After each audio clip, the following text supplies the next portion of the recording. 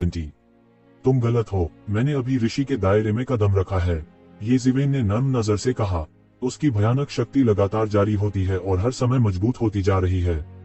हर सांस के साथ उसकी ताकत बढ़ती जाएगी और हर धड़कन के साथ उसका हुनर की तरह बढ़ता जाएगा। यह एक भयानक परिवर्तन है जो उसमें महसूस किया गया है। यह उस सीमा शक्ति को पार कर गया है जिसे ऋषि लोग समाहित कर सकता है और एक ही झटके में अतिक्रमण के राज्य में प्रवेश कर गया है। सभी प्रकार के अनुभव के बाद उन्होंने अंततः ऋषि लोक के बाद के चरण में प्रवेश किया। युद्ध अभी अभी उसका उत्प्रेरक था और यहाँ तक कि वह इसे करने का इरादा भी रखता था। अन्यथा वह वास्तव में कठिन विरोध नहीं करेगा और क्रिस्टल के राजा की शक्ति का उपयोग करने के लिए उसे बदलने और वास्तव में अंतिम चरण को पार करने के लिए क्रिस्टल के राजा को ले जाएगा। उनके लिए यह कदम उठाना बहुत कठिन था क्योंकि उन्होंने दूसरों की तुलना में बहुत कम समय लिया और दूसरों की तुलना में अधिक कठिन होना तय था।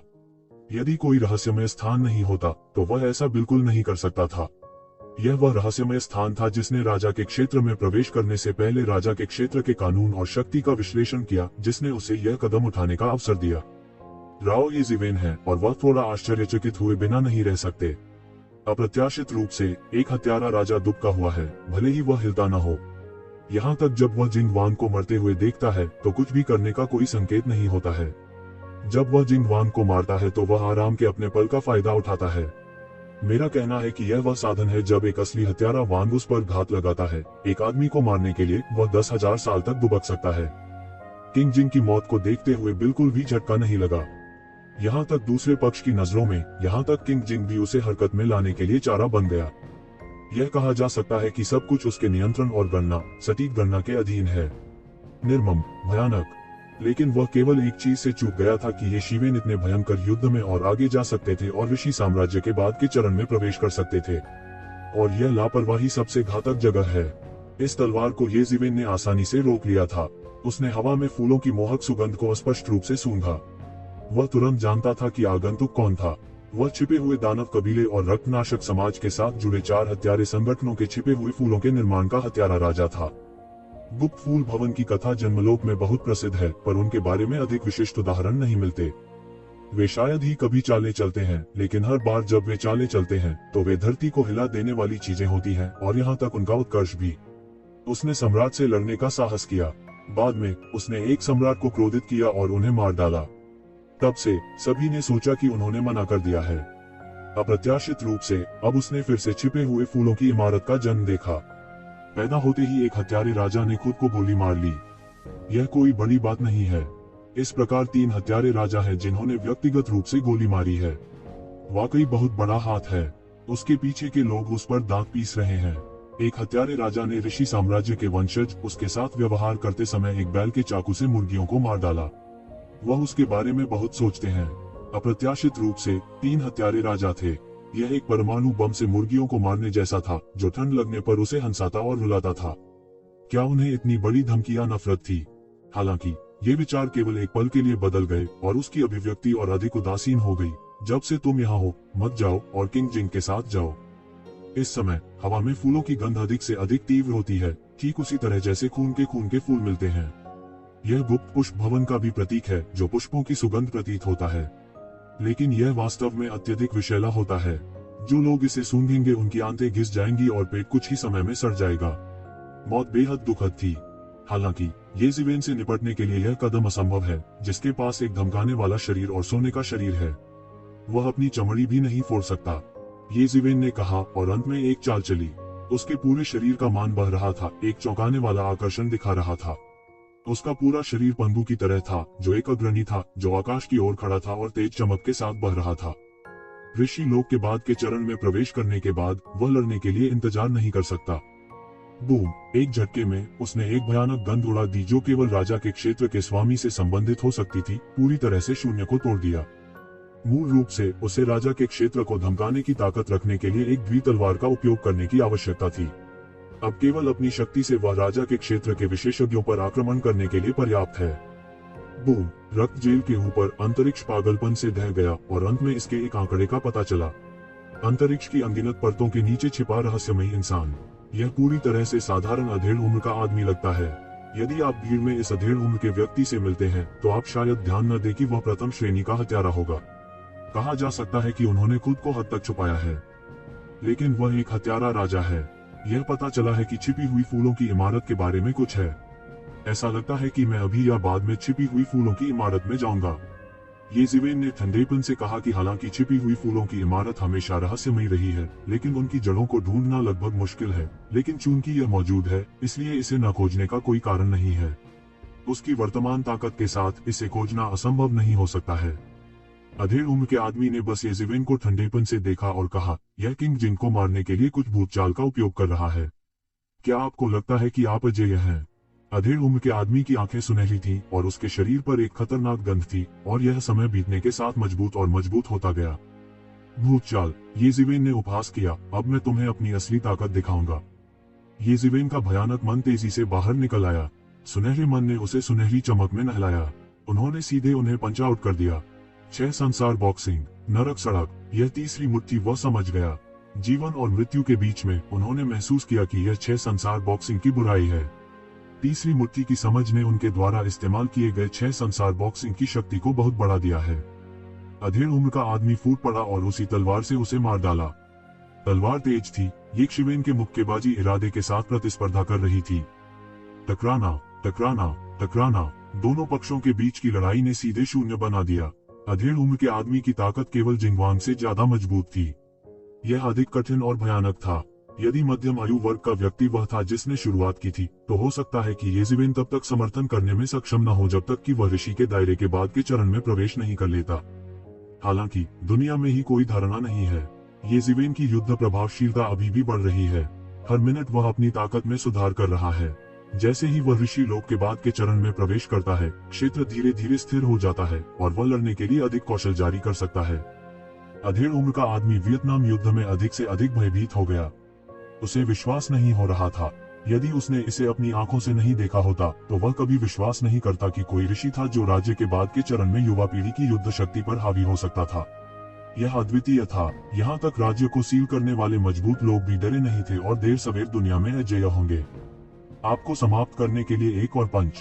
येज़ेवेन की क्यों और खून जल रहा है। में उनके युद्ध के इरादे चरम पर चढ़ गए हैं और उनकी सांसें अधिक हिंसक हैं। यह पहली बार है कि उसने वास्तव में एक मजबूत व्यक्ति को चुनौती दी है जिसे राजा का क्षेत्र दिया गया है, बिना किसी हाथ के सब कुछ विस्फोट करने के लिए छोड़ दिया गया है। बूम! यह मुट्ठी अत्यंत शक्तिशाली थी और उसका शरीर भी चरम पर पहुंच गया और चरम पर पहुंच गया। अधेड़ उम्र के आदमी के हाथ की छोटी तलवार मौके पर ही टूट गई, प्रकाश के आकाश में बदल गई और सभी दिशाओं में बह गई। सोने के टुकड़े बिना किसी नियम के सभी दिशाओं में बिखर गए। कई तो खून और हड्डियों के मलबे के छींटे मारते हुए सीधे अधेड़ उम्र के आदमी के शरीर में उड़ गए। ऐसी लड़ाई चौंकाने वाली है। छिपी हुई घाटी में कई मजबूत लोगों ने इस समय आने का साहस किया है, लेकिन वे राजा के क्षेत्र को सील करने की लड़ाई में हस्तक्षेप करने का साहस नहीं करते। उनमें से कई पहले से ही ऋषि के क्षेत्र के विशेषज्ञ हैं, यहाँ तक ऋषि के क्षेत्र के चरम पर भी। हालांकि वे इस लड़ाई में भाग लेने की हिम्मत नहीं करते, फिर भी वे कुछ का न्याय कर सकते हैं। येज़ेवेन की मुट्ठी तोड़ी जा सकती है। सबसे अच्छी कलाकृतियों का एक जादुई हथियार। इस तरह की शारीरिक शक्ति अविश्वसनीय है। यहाँ तक आज की छिपी हुई घाटी में भी ऐसा कोई नहीं है जो इतना मजबूत हो सके। यहाँ तक कि सुनहरे पंखों वाले महान राजा मीर भी ऐसा नहीं कर सकते। टॉप ग्रेड आर्टिफैक्ट से अलग है। इसमें राजा के क्षेत्र को सील करने वाले स्वामी द्वारा बनाए गए नियम पैटर्न है। यह प्रयास और शक्ति से जुड़ा है। एक ही दिन में यह स्वर्ग और पृथ्वी में लगभग सबसे भयानक हथियार है। लेकिन अब वह येज़ेवेन की मुट्ठी से टूट गया था और उसका भौतिक शरीर इतना मजबूत था। हालांकि येज़ेवेन को पता था कि छोटी तलवार अभी तक समाप्त नहीं हुई थी। यह टॉप ग्रेड आर्टिफैक्ट और टॉप ग्रेड आर्टिफैक्ट के बीच था। आखिरकार एक शीर्ष श्रेणी की कलाकृति का अभ्यास करना बहुत कठिन था। यहाँ तक अगर साधारण राजा शीर्ष श्रेणी की कलाकृतियों का अभ्यास करने के लिए दिव्य सामग्रियों को खोजना चाहता था, तो उसे नहीं पता था कि इसमें कितने हजारों साल लगेंगे। बलिदान अभ्यास को पूरा करने की तो बात ही छोड़ दें। अन्यथा अपनी आगे की खेती के साथ वह केवल सबसे अच्छी कलाकृतियों के साथ प्रतिस्पर्धा कर सकता है और अपनी इच्छा से सर्वश्रेष्ठ कलाकृतियों को विस्फोट करने की क्षमता नहीं रखता है। क्या ये छिपे हुए फूलों के निर्माण का एकमात्र साधन है? येज़ेवेन ने दहाड़ा और पूरे जेल को हिला दिया। वह एक फंसे हुए अजगर की तरह था जो पिंजरे से भाग निकला। वह आसमान तक गरजता था और अंधेरे में नाचता था। वह फिर से छिपे हुए फूल भवन के हत्यारे राजा के पास गया।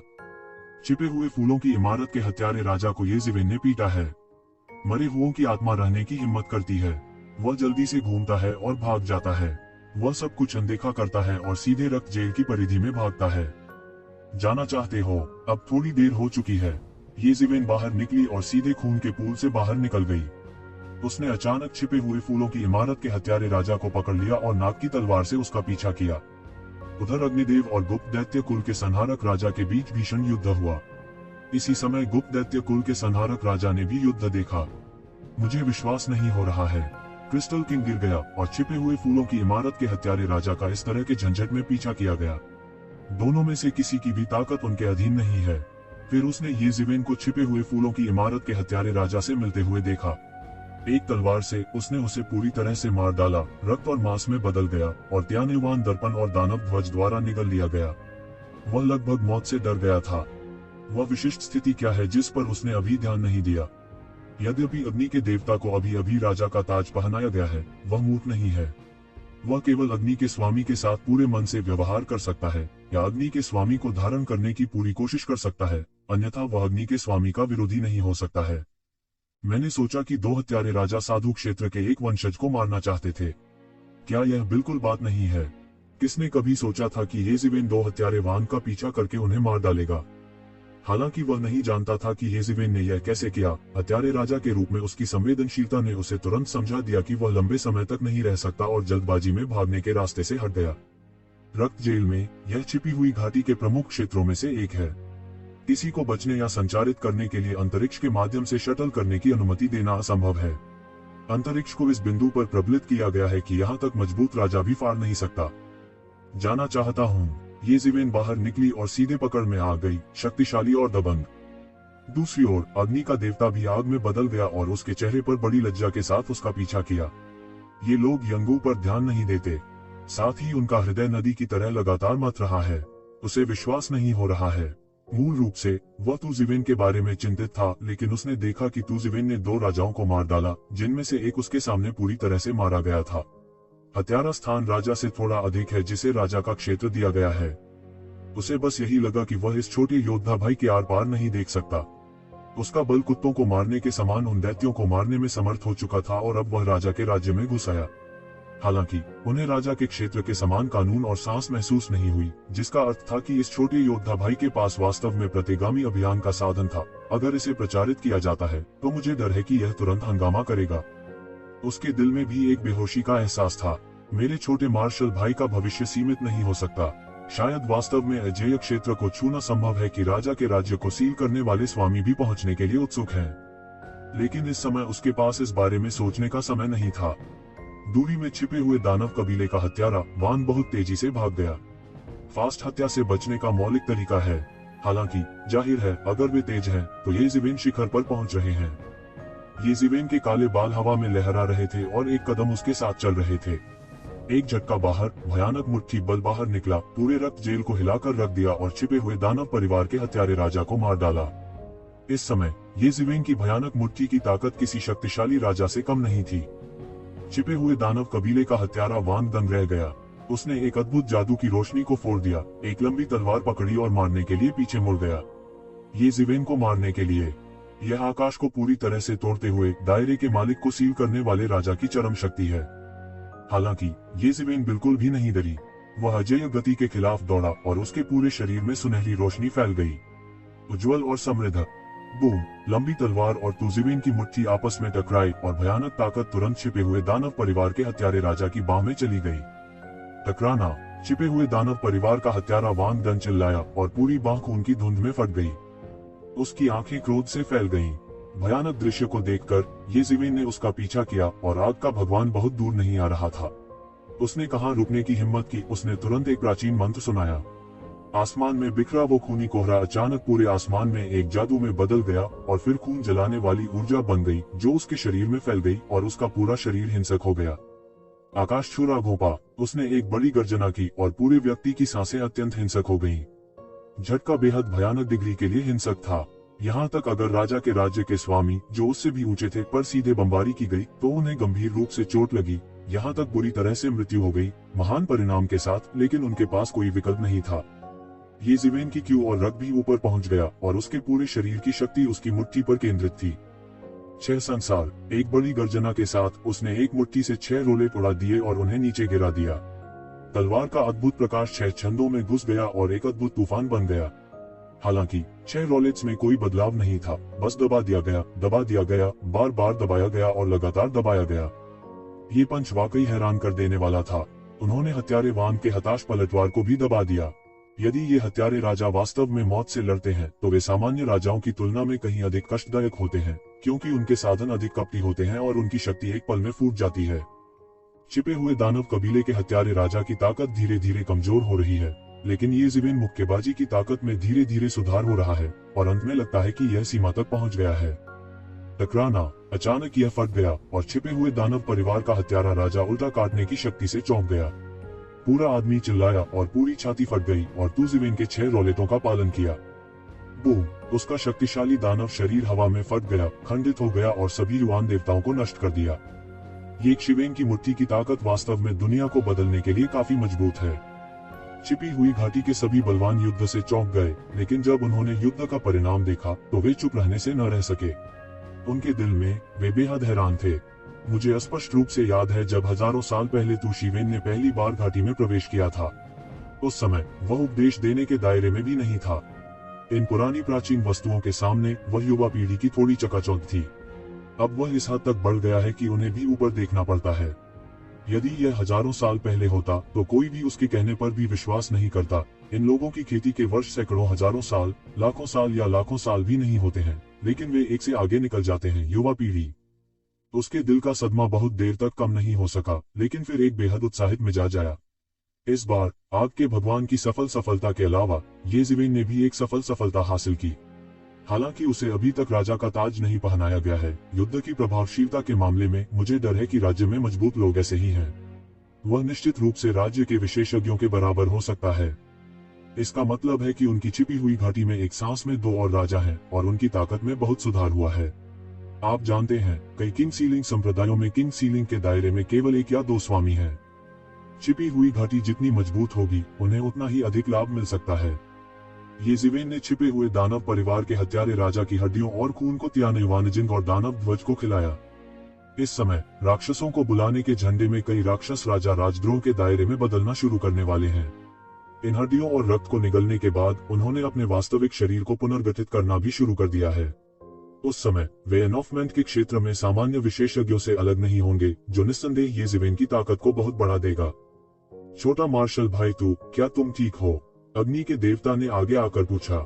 येज़िवेन की बहादुरी और अजेयता को देखकर वह डर गया था कि येज़िवेन ने इन हत्यारे राजाओं से निपटने के लिए कुछ गुप्त तरीकों का इस्तेमाल किया था। कुछ समय के लिए तो खुशी हुई, लेकिन भविष्य में बहुत गंभीर सीक्वेल हो सकता है जो नुकसान के लायक नहीं है। यह सब ठीक है, मैं ठीक हूँ। सफलता के ठीक बाद कोई अभ्यास करने आया। यह वास्तव में बहुत अच्छा है। येज़िवेन मुस्कुराए, फिर अग्नि के देवता की ओर देखा, मुस्कुराए और कहा, मैंने बड़े योद्धा भाई को अंततः राजा बनने पर बधाई नहीं दी है। अग्नि के देवता ने अपना हाथ हिलाया, लेकिन उनका चेहरा बहुत शांत था और कहा, मेरे लिए राजा के राज्य में प्रवेश करना केवल कुछ ही समय की बात है। यह इसके लायक नहीं है। यह अजीब है कि आप इस बिंदु तक खेती कर सकते हैं। कम समय, कनिष्ठ भाई। मेरे बड़े भाई को भी शर्म आती है। बड़े मार्शल भाई की जड़ें गहरी हैं। इस सफलता के बाद सफलता हासिल करना केवल कुछ समय की बात है। यह कुछ भी नहीं है, येज़िवेन ने मुस्कुराते हुए कहा। इस बार 3 हत्यारे राजा व्यक्तिगत रूप से बाहर गए। वे वास्तव में मुझ पर नजर रखते हैं, छोटे योद्धा भाई। हाँ, आप क्या सोच रहे हैं? मुझे लगता है कि वे आपको कमानते हैं, छोटे मार्शल भाई। लौ भगवान खुशी से हंसे और उनका अधिकांश मूल अवसाद दूर हो गया। हालांकि दूसरे पक्ष ने उनकी सभी चालें चली, लेकिन केवल एक चीज की कमी थी कि येज़िवेन इस बिंदु को पकड़ सके और हत्यारे राजा को प्रतिगामी रूप से मार डालो। यह एक राक्षस है। आपका भगवान जानता है कि दायरे के मामले में वह स्वाभाविक रूप से येज़िवेन से अधिक है, लेकिन अगर वह युद्ध की प्रभावशीलता के बारे में बात करता है तो वह डरता है कि येज़िवेन खुद को पार कर जाएगा। आप जानते हैं, शुरुआत में राक्षसों के अपने संचय के साथ शासनकाल की शुरुआत में सामान्य विशेषज्ञ उसके विरोधी बिल्कुल नहीं है और येज़िवेन खुद को पार कर लेंगे। वह केवल इतना कह सकता है कि येज़िवेन वास्तव में एक राक्षस है और आकाश के खिलाफ जा रहा है। लेकिन यह आसान नहीं हो सकता। उनके पीछे बड़ी ताकतें होनी चाहिए जो 3 हत्यारे राजाओं को आमंत्रित कर सकें। इस बार उन्हें पर्याप्त कीमत चुकानी होगी। लॉ के मदरबोर्ड ने अपना चेहरा उठाया और कहा, यह बहुत शर्म की बात है कि उनके प्रथम श्रेणी के राजा सीलिंग संप्रदाय को इसके घोंसले में छुआ गया है। ये लोग वाकई बोल्ड होते हैं। हाँ, येज़िवेन नहीं रुका, कृपया इन चीजों से निपटे। अब छोटे मार्शल भाई, मैं अपनी साधना को मजबूत करने के लिए थोड़ी देर के लिए बंद कर दूंगा। कोई बात नहीं, इन बातों को मुझ पर छोड़ दो। छोटे मार्शल भाई, चिंता मत करो, अग्नि के देवता ने कहा। तू जिवेन ने सिर हिलाया, अपना सिर घुमाया और रक्त पूल के शीर्ष पर लौट आया और दरवाजा बंद करना शुरू कर दिया। इस बार दरवाजा बंद करने के अलावा वह त्यानयुवान दर्पण का अभ्यास सबसे अच्छी कलाकृतियों के स्तर तक करना चाहता था। अब उसे त्यानयुवान दर्पण के साथ एकीकृत कर दिया गया है। त्यानयुवान दर्पण जितना अधिक शक्तिशाली होगा, वह उतना ही अधिक शक्तिशाली होगा। केवल फायदे हैं और कोई नुकसान नहीं है। अब त्यानयुवान दर्पण की सफलता केवल एक कदम दूर है। सबसे अच्छी कलाकृतियों के लिए त्यानयुवान दर्पण का अभ्यास करने के लिए बस एक बल जोड़ें। करने के लिए जारी। जल्दबाजी में 50 साल बीत गए।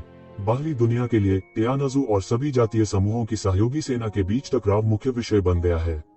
अंत में अनगिनत झगड़ों के बाद सभी जातीय समूह अंत में बैठ सकते हैं, चर्चा कर सकते हैं और तीसरे सहयोगी बल की स्थापना कर सकते हैं। सम्राट चेंग का मौका पाने वाले त्यानजू मास्टर को खोजने के लिए सभी जातीय समूहों की सहयोगी सेना ने स्वर्ग की दुनिया में त्यानजू गढ़ों को साफ करना जारी रखा। हमें उसे खोजने और कम से कम समय में उसे मारने की कोशिश करनी चाहिए। एकमात्र अच्छी खबर यह है कि सम्राट चेंग की संभावना को ये जिवेन ने नष्ट कर दिया है। यह पूरा नहीं हुआ है। अगर दूसरी पार्टी सम्राट चेंग के प्रचार के इस मौके पर भरोसा करना चाहती है, तो मुझे डर है कि यह इतना आसान नहीं है। इसलिए बुजोक के प्रचार के तहत ये जिवेन एक नायक बन गया जिसने महान उपलब्धियां हासिल की और उसका नाम अच्छी तरह से जाना जाता था क्योंकि हेटियन परिवार की टीम में चीजें अधिक से अधिक मुख्यधारा बन गईं। हालांकि उनकी राय में ये जिवेन अभी भी केवल एक ऋषि क्षेत्र है और राजा बनने के योग्य नहीं है। हिडन वैली पर 3 हत्यारे राजाओं के छापे को हिडन वैली के ऊपर और नीचे छुपाया गया था। स्वाभाविक रूप से हिडन वैली के विशेषज्ञ भी इसका महत्व जानते हैं। इसलिए हालांकि सभी जानते हैं कि छिपी हुई घाटी पर छापा मारा गया था, कोई नहीं जानता। वास्तव में 3 हत्यारे राजा ये जिवेन के हाथों मारे गए। मैंने सोचा कि यह अन्य छिपे हुए घाटी के राजाओं का साधन था। इस कारण से यंगू क्रोधित है और इन हत्यारे राजाओं के पीछे के हथियारों की जांच करना चाहता है। हर कोई जानता है कि ये जिवेन द्वारा मारे गए कुछ राक्षसों को छोड़कर कोई और नहीं है। उनके पास हत्यारे राजा को ये जिवेन की हत्या करने देने का साहस और प्रेरणा है। लेकिन आमतौर पर बोलते हुए स्वर्ग की दुनिया में स्थिति धीरे धीरे तनावपूर्ण होती जा रही है। क्योंकि दशकों बीत चुके हैं, गठबंधन सेना को चांदी के बालों वाले युवाओं का ठिकाना नहीं मिला है, इसलिए वे थोड़ा चिंतित हुए बिना नहीं रह सकते। अब त्यानजू ज्यादा नहीं हो सकता है। हालांकि अगर वह एक दिन ताओ को प्राप्त कर सकता है, तो यह सारे स्वर्ग और सारे संसार के लिए एक आपदा होगी। खून की जेल में गहरी खून के कुंड के ऊपर अचानक एक हिंसक खून का प्रकाश आकाश में चला गया और राजा के क्षेत्र से संबंधित एक शानदार सांस बह गई। खून की जेल की गहराइयों में कई पुरानी प्राचीन वस्तुओं को तुरंत झकझोर दिया। यह एनॉफमेंट के राज्य की सांस है, जो निश्चित रूप से गलत नहीं है, लेकिन जिसने एनॉफमेंट के राज्य को फिर से तोड़ दिया। लेकिन उसने एक बड़े हाथ को गोली मारते देखा और सीधे राजा के क्षेत्र को सील करने की सांस रोक दी। ये जिवेन के सामने आकाश स्रोत दर्पण एक तेज सांस छोड़ते हुए ऊपर और नीचे तैरता है। अंत में सर्वश्रेष्ठ कलाकृतियों के स्तर पर बहाल। देवताओं के लिए इस जीवन विरूपण साक्ष्य की भूमिका को कम नहीं आंका जा सकता, लेकिन अपेक्षाकृत बोलना। त्यानयुवान दर्पण का ग्रेड अपने आप में बहुत अधिक है। अब बस रिकवरी है।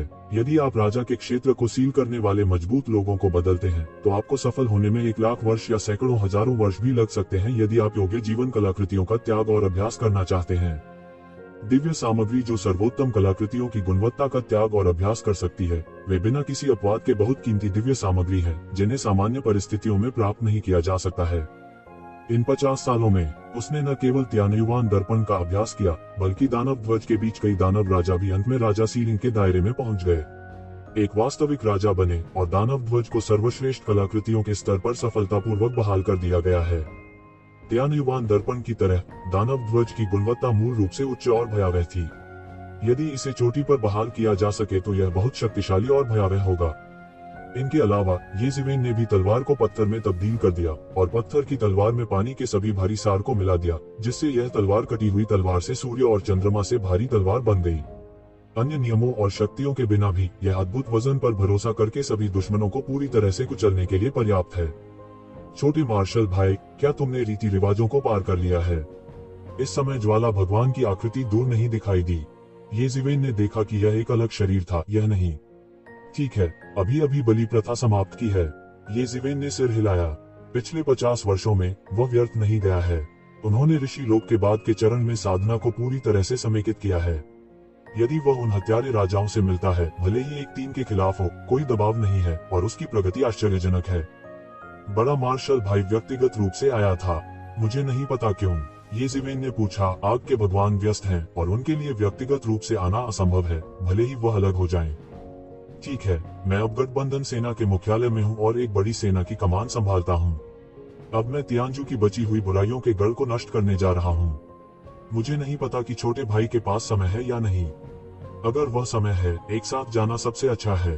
अग्निदेव ने सिर हिलाया और कहा, मित्र आधार शिविर। बड़े योद्धा भाई, मैं कुछ समय से बंद हूँ। अब पता नहीं बाहर क्या हो गया है। क्या आप कृपया मुझे समझा सकते हैं? ये ज़िवेन ने पूछा। बेशक, इसमें कोई समस्या नहीं है, अग्नि देवता ने कहा। इस अवधि के दौरान मुख्य कारण यह है कि सभी जातीय समूहों की गठबंधन सेना स्थापित की गई है। राजा के क्षेत्र को सील करने वाले सभी विशेषज्ञों को अकेले सेना का नेतृत्व करने का अवसर मिल सकता है। सभी प्रमुख बलों को बड़ी संख्या में विशेषज्ञों को भेजना चाहिए और उन्हें स्वर्गीय परिवार की शेष बुराइयों से निपटने के लिए एक सेना में मिलाना चाहिए। अच्छा, ऐसा है। ये ज़िवेन ने सिर हिलाया, लेकिन आश्चर्य नहीं। आखिर ये हरकतें पहले भी 2 बार हो चुकी हैं। यह कहा जा सकता है कि वे परिचित हैं, विशेष रूप से वे जातियां और सेनाएं जिन्होंने 2 बार स्वर्ग के विरुद्ध युद्ध में भाग लिया है। ये ज़िवेन ने इन बातों के बारे में सुना है और उन्हें प्राचीन पुस्तकों में देखा है। बड़े योद्धा भाई, मैं पहले इस आधार पर नहीं गया था कि मेरे पास अपनी उपलब्धियों को मजबूत करने का समय नहीं है। अब जब मैंने अपनी उपलब्धियों को समेकित कर लिया है, तो मैं जाऊंगा। कुछ चीजें बच नहीं सकती। अग्नि देवता, लेकिन छोटे योद्धा भाई, यदि आप अकेले सेना का नेतृत्व करना चाहते हैं, तो मुझे लगता है कि यह पर्याप्त है। हालांकि आप राजा नहीं हैं, लेकिन आपके पास इतनी ताकत है। आप एक कोशिश कर सकते हैं। ये ज़िवेन ने अपना सिर हिलाया और कहा, इससे कोई फर्क नहीं पड़ता। यह सिर्फ एक छोटी सी बात है। जब तक हम तियानजू की बची हुई बुराइयों को मिटा सकते हैं और चांदी के बालों वाले युवाओं को ढूंढ सकते हैं, इससे कोई फर्क नहीं पड़ता। कुछ देवताओं के अलावा जो सैन्य व्यूह के तरीके का अभ्यास करते हैं, अन्य भी इसमें शामिल होने के इच्छुक नहीं हैं, लेकिन वे इससे बच नहीं सकते। मुझे नहीं पता कि अब चांदी के बालों वाले युवक की पहचान हो गई है या नहीं। ऐसा व्यक्ति तियानजू के बीच अनजान नहीं होना चाहिए। ये ज़िवेन ने जारी रखा। ठीक है, वास्तव में इस आदमी को सम्राट का विद्रोही कहा जाता था। वह मुझसे सैकड़ों साल पहले एक समय के लिए प्रतिभाशाली था। यहाँ तक उसने सभी जातीय समूहों का पीछा किया और उनकी हत्या की। यहाँ तक कुछ विशेषज्ञ भी थे जिन्होंने राजा के क्षेत्र को सील कर दिया, लेकिन वह बच निकला। उसने इन वर्षों में फिर से उससे नहीं सुना। उसने सोचा कि वह गिर गया है या किस शक्ति से मारा गया है। अप्रत्याशित रूप से वह बाहर आया और इस सफलता को तुरंत सम्राट मौका मिला। लॉ के स्वामी ने कहा, यह अभी भी आपके लिए धन्यवाद है। यदि आपने सम्राट बनने के अवसर को समाप्त नहीं किया, तो पिछले अनुभव के अनुसार सम्राट का विद्रोह ताओ को प्राप्त करने में सफल हो गया होगा। उस समय यह एक वास्तविक आपदा होगी। ये ज़िवेन के चेहरे पर कुछ पछतावा था। वैसे भी अगर उसने सम्राट चेंग के अवसर को नष्ट नहीं किया, तो उसने इसे नष्ट नहीं किया, एक बड़ा छिपा हुआ खतरा छोड़ दिया। उस स्थिति में मैं बड़े योद्धा भाई की मदद करने के लिए गठबंधन मुख्यालय जाऊंगा। मित्र देशों की सेना का मुख्यालय भगवान जिंगहाई की गहराई में दफन है। पिछले 2 स्वर्ग विरोधी युद्धों के दौरान यहाँ मुख्यालय स्थापित किया गया था। अब तक अभी भी उत्तम सुविधाएं हैं। यहाँ तक जब लड़ाई सबसे तीव्र होती है, तब भी इसे कभी कब्जा नहीं किया जाता है, इसलिए इसे इस बार मित्र सेना के मुख्यालय के रूप में चुना गया। दूसरे शब्दों में, यह गठबंधन मुख्यालय हमेशा अस्तित्व में रहा है, लेकिन स्वर्ग के खिलाफ हर युद्ध के बाद यह तितर-बितर हो जाएगा, केवल कुछ ही लोगों को पीछे छोड़ देगा। अब यह पुनः आरंभ करने का समय है। दूर से हम देख सकते हैं कि एक दुनिया दूसरी दुनिया से जुड़ी हुई है। दूर से देखने पर हम यह नहीं देख सकते कि यह तथाकथित मुख्यालय कितनी दुनियाओं से बना है। पूरा गठबंधन मुख्यालय बहुत विशाल है। आप इसे दूर से देख सकते हैं। यह बहुत विशाल और जीवंत है। कई मजबूत और घमंडी सांसें हैं। ये ज़िवेन दूर होने पर भी इसे महसूस कर सकती हैं। हालांकि उन्हें आश्चर्य नहीं है कि गठबंधन मुख्यालय ने आज दुनिया में मजबूत जातीय समूहों और ताकतों का लगभग सफाया कर दिया है। यह आश्चर्य की बात नहीं है कि कितने विशेषज्ञ हैं। ये ज़िवेन अभी अभी आया था और अग्नि के देवता, जिसने उसके शरीर से समाचार प्राप्त किया था, व्यक्तिगत रूप से आया था। छोटा मार्शल भाई, तुम यहाँ हो। लॉ के स्वामी के चेहरे पर मुस्कान आ गई। उन्हें अभी अभी राजा का ताज पहनाया गया है। एक नए राजा के रूप में मुझे नहीं पता कि कितने लोग उन्हें देख रहे हैं। गलती होने पर यह दूसरों के हमले का अड्डा बन सकता है। अगर तू ज़िवेन मदद करने के लिए आसपास है, तो निस्संदेह सब कुछ बहुत आसान हो जाएगा। दूसरों को ये ज़िवेन की ताकत का पता नहीं है। क्या वह यह भी नहीं जानता? बड़े मार्शल भाई, मेरे पास ज्यादा गपशप नहीं है। चलो पहले चलते हैं। हमें अब जल्द ही शुरू करना चाहिए। येज़िवेन ने कहा। हाँ, येज़िवेन ने आग के देवता का अनुसरण किया और पूरे रास्ते अंतरिक्ष की परतों के माध्यम से चली। रास्ते भर उसे रोकने की किसी की हिम्मत नहीं हुई। यद्यपि अग्नि का देवता एक नया राजा है, अंतिम विश्लेषण में वह राजा के क्षेत्र को सील करने का एक वास्तविक स्वामी भी है। कौन उसे रोकने की हिम्मत करता है? जल्द ही वे एक बहुत ही छिपी हुई दुनिया में आ गए। पूरी दुनिया में एक नजर में सैकड़ों हजारों लोग थे, जिनमें से दूसरा भी देवता क्षेत्र का विशेषज्ञ था। मूल रूप से सेना के प्रमुख के ऊपर के अधिकारी सभी उपदेश देने वाले देवता थे और उन्हें अभिजात वर्ग के बीच कुलीन कहा जा सकता है। युवा योद्धा भाई, यह वह सेना है जिसका मैं आदेश देता हूँ। मैं इस सेना का सेनापति हूँ। यदि आप बुरा न माने तो मैं आपको इस सेना का उपसेनापति नियुक्त करना चाहता हूँ भविष्य में। यदि तुम में हो तो मेरे दूर रहने पर तुम सेनापति की शक्ति का प्रयोग करने के योग्य हो। आग के देवता ने येशिवेन को देखा। हालांकि तू जीवेन के सहमत होने से पहले कुछ लोगों ने आपत्तियां उठाई। मैं असहमत हूँ। लगभग तुरंत ही कोई खड़ा हो गया। येशिवेन ने अपना सिर घुमाया और देखा कि वह एक विशाल दानव चील थी। हालांकि यह बहुत अधिक एकाग्र हो चुका था, फिर भी इसका सुडौल शरीर एक छोटी सी पहाड़ी की तरह विशाल था। बात करते करते यह एक अधेड़ उम्र के आदमी में बदल गया, लेकिन यह साधारण दानव कबीले के समान था। यह काली शल्कों से ढका हुआ था और इसके पीछे 2 पंख थे। यह काफी शक्तिशाली हुआ करता था। आग के भगवान तुरंत एक रंग पैलेट के साथ नीचे आए। ईगल संत, आप आपत्ति क्यों करते हैं? येशिवेन ने अपना मुंह नहीं खोला, लेकिन थोड़ा सा भौहें चढ़ा ली। इससे हम देख सकते हैं कि आग के स्वामी का इस सेना पर बहुत सीमित नियंत्रण है। हालांकि मूल रूप से पूरी सेना सभी जातीय समूहों और बलों के विशेषज्ञों से बनी है। वे सभी राजा सीलिंग संप्रदाय की तरह अमर शक्तियां हैं।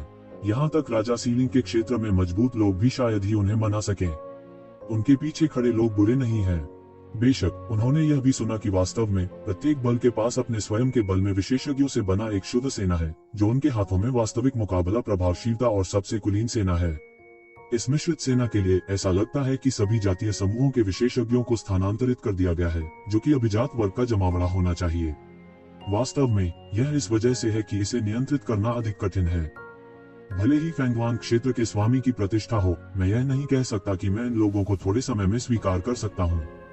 क्या अधिक है, अग्नि का स्वामी केवल फेंगवान क्षेत्र का स्वामी है, जिसे अभी अभी पदोन्नत किया गया है। यहाँ तक इस सेना में मुझे डर है कि कई पुरानी प्राचीन वस्तुएं हैं जिनकी खेती के समय को अग्नि के स्वामी को पार करना होगा। उन्हें स्वीकार करना इतना आसान नहीं है। हालांकि यह दिलचस्प है कि राक्षस ईगल परिवार का मालिक अलग दिखता है। जैसा कि हम सभी जानते हैं, चील परिवार के साथ येज़िवेन का रिश्ता अब बहुत तनावपूर्ण है। यहाँ तक बाज परिवार भी पहले छिपी हुई घाटी में जाने के लिए बच्चों के समूह से उलझ गया। यिंगू को येशिवेन को सौंपने के लिए मजबूर किया। यह कितनी गहरी नफरत है, इसके बारे में आपको शायद ही सोचने की जरूरत है। यह संघर्ष तो एक छोटा सा सूक्ष्म जगत है। अब उनके जोक्स देखने के लिए काफी लोग इंतजार कर रहे हैं। सैन्य नेता, हम सभी जानते हैं कि आप छिपी हुई घाटी से हैं। यह उन लोगों के लिए सामान्य है जो छिपी हुई घाटी के पक्षधर हैं। चील संत ने ठंडी मुस्कान के साथ कहा। हालांकि उन्होंने इसे विनम्रता से कहा, उन्होंने वास्तव में बुरे इरादों को सताया और सीधे लौ भगवान को क्रोनिज्म के रूप में लेबल किया। हालांकि वह एक बड़ा बूढ़ा आदमी लगता है, वह वास्तव में एक बूढ़ा और चालाक आदमी है। लेकिन इस बार यह कुछ ज्यादा ही है। येज़िवेन को उप सैन्य नेता के रूप में आकस्मिक रूप से नियुक्त किया गया था। क्या आप वास्तव में चाहते हैं कि यह नौजवान, जिसने 10,000 साल से भी कम समय तक अभ्यास किया है? गरुड़ संत ने जारी रखा और अंत में अग्नि के देवता की महिमा को चुनौती देने का मौका मिला। कोष्टक। उनकी बातें कई लोगों को रास आई। तू जीवेन उनसे श्रेष्ठ क्यों हो सकता है? वह सिर्फ एक युवा पीढ़ी है। उसे सेना में प्रवेश करने देने का ध्यान रखा गया है। अप्रत्याशित रूप से वह डिप्टी कमांडर बन गया है। इस सेना के कई डिप्टी कमांडर हैं, लेकिन उनमें से किसी को भी अग्नि के देवता के रूप में ऐसी नियुक्ति नहीं मिल सकती है। जब वह दूर होता है तो यह लड़का सेनापति के बराबर होता है, उसे सबसे ऊपर रखना होता है। और भी लोग हैं देखने के जोश में कि आग में घी डालने के लिए उत्साह इतना बड़ा नहीं है। धक्का। ओह, आप कहते हैं कि वह उपयुक्त नहीं है। क्या आपको लगता है कि आप उपयुक्त हैं?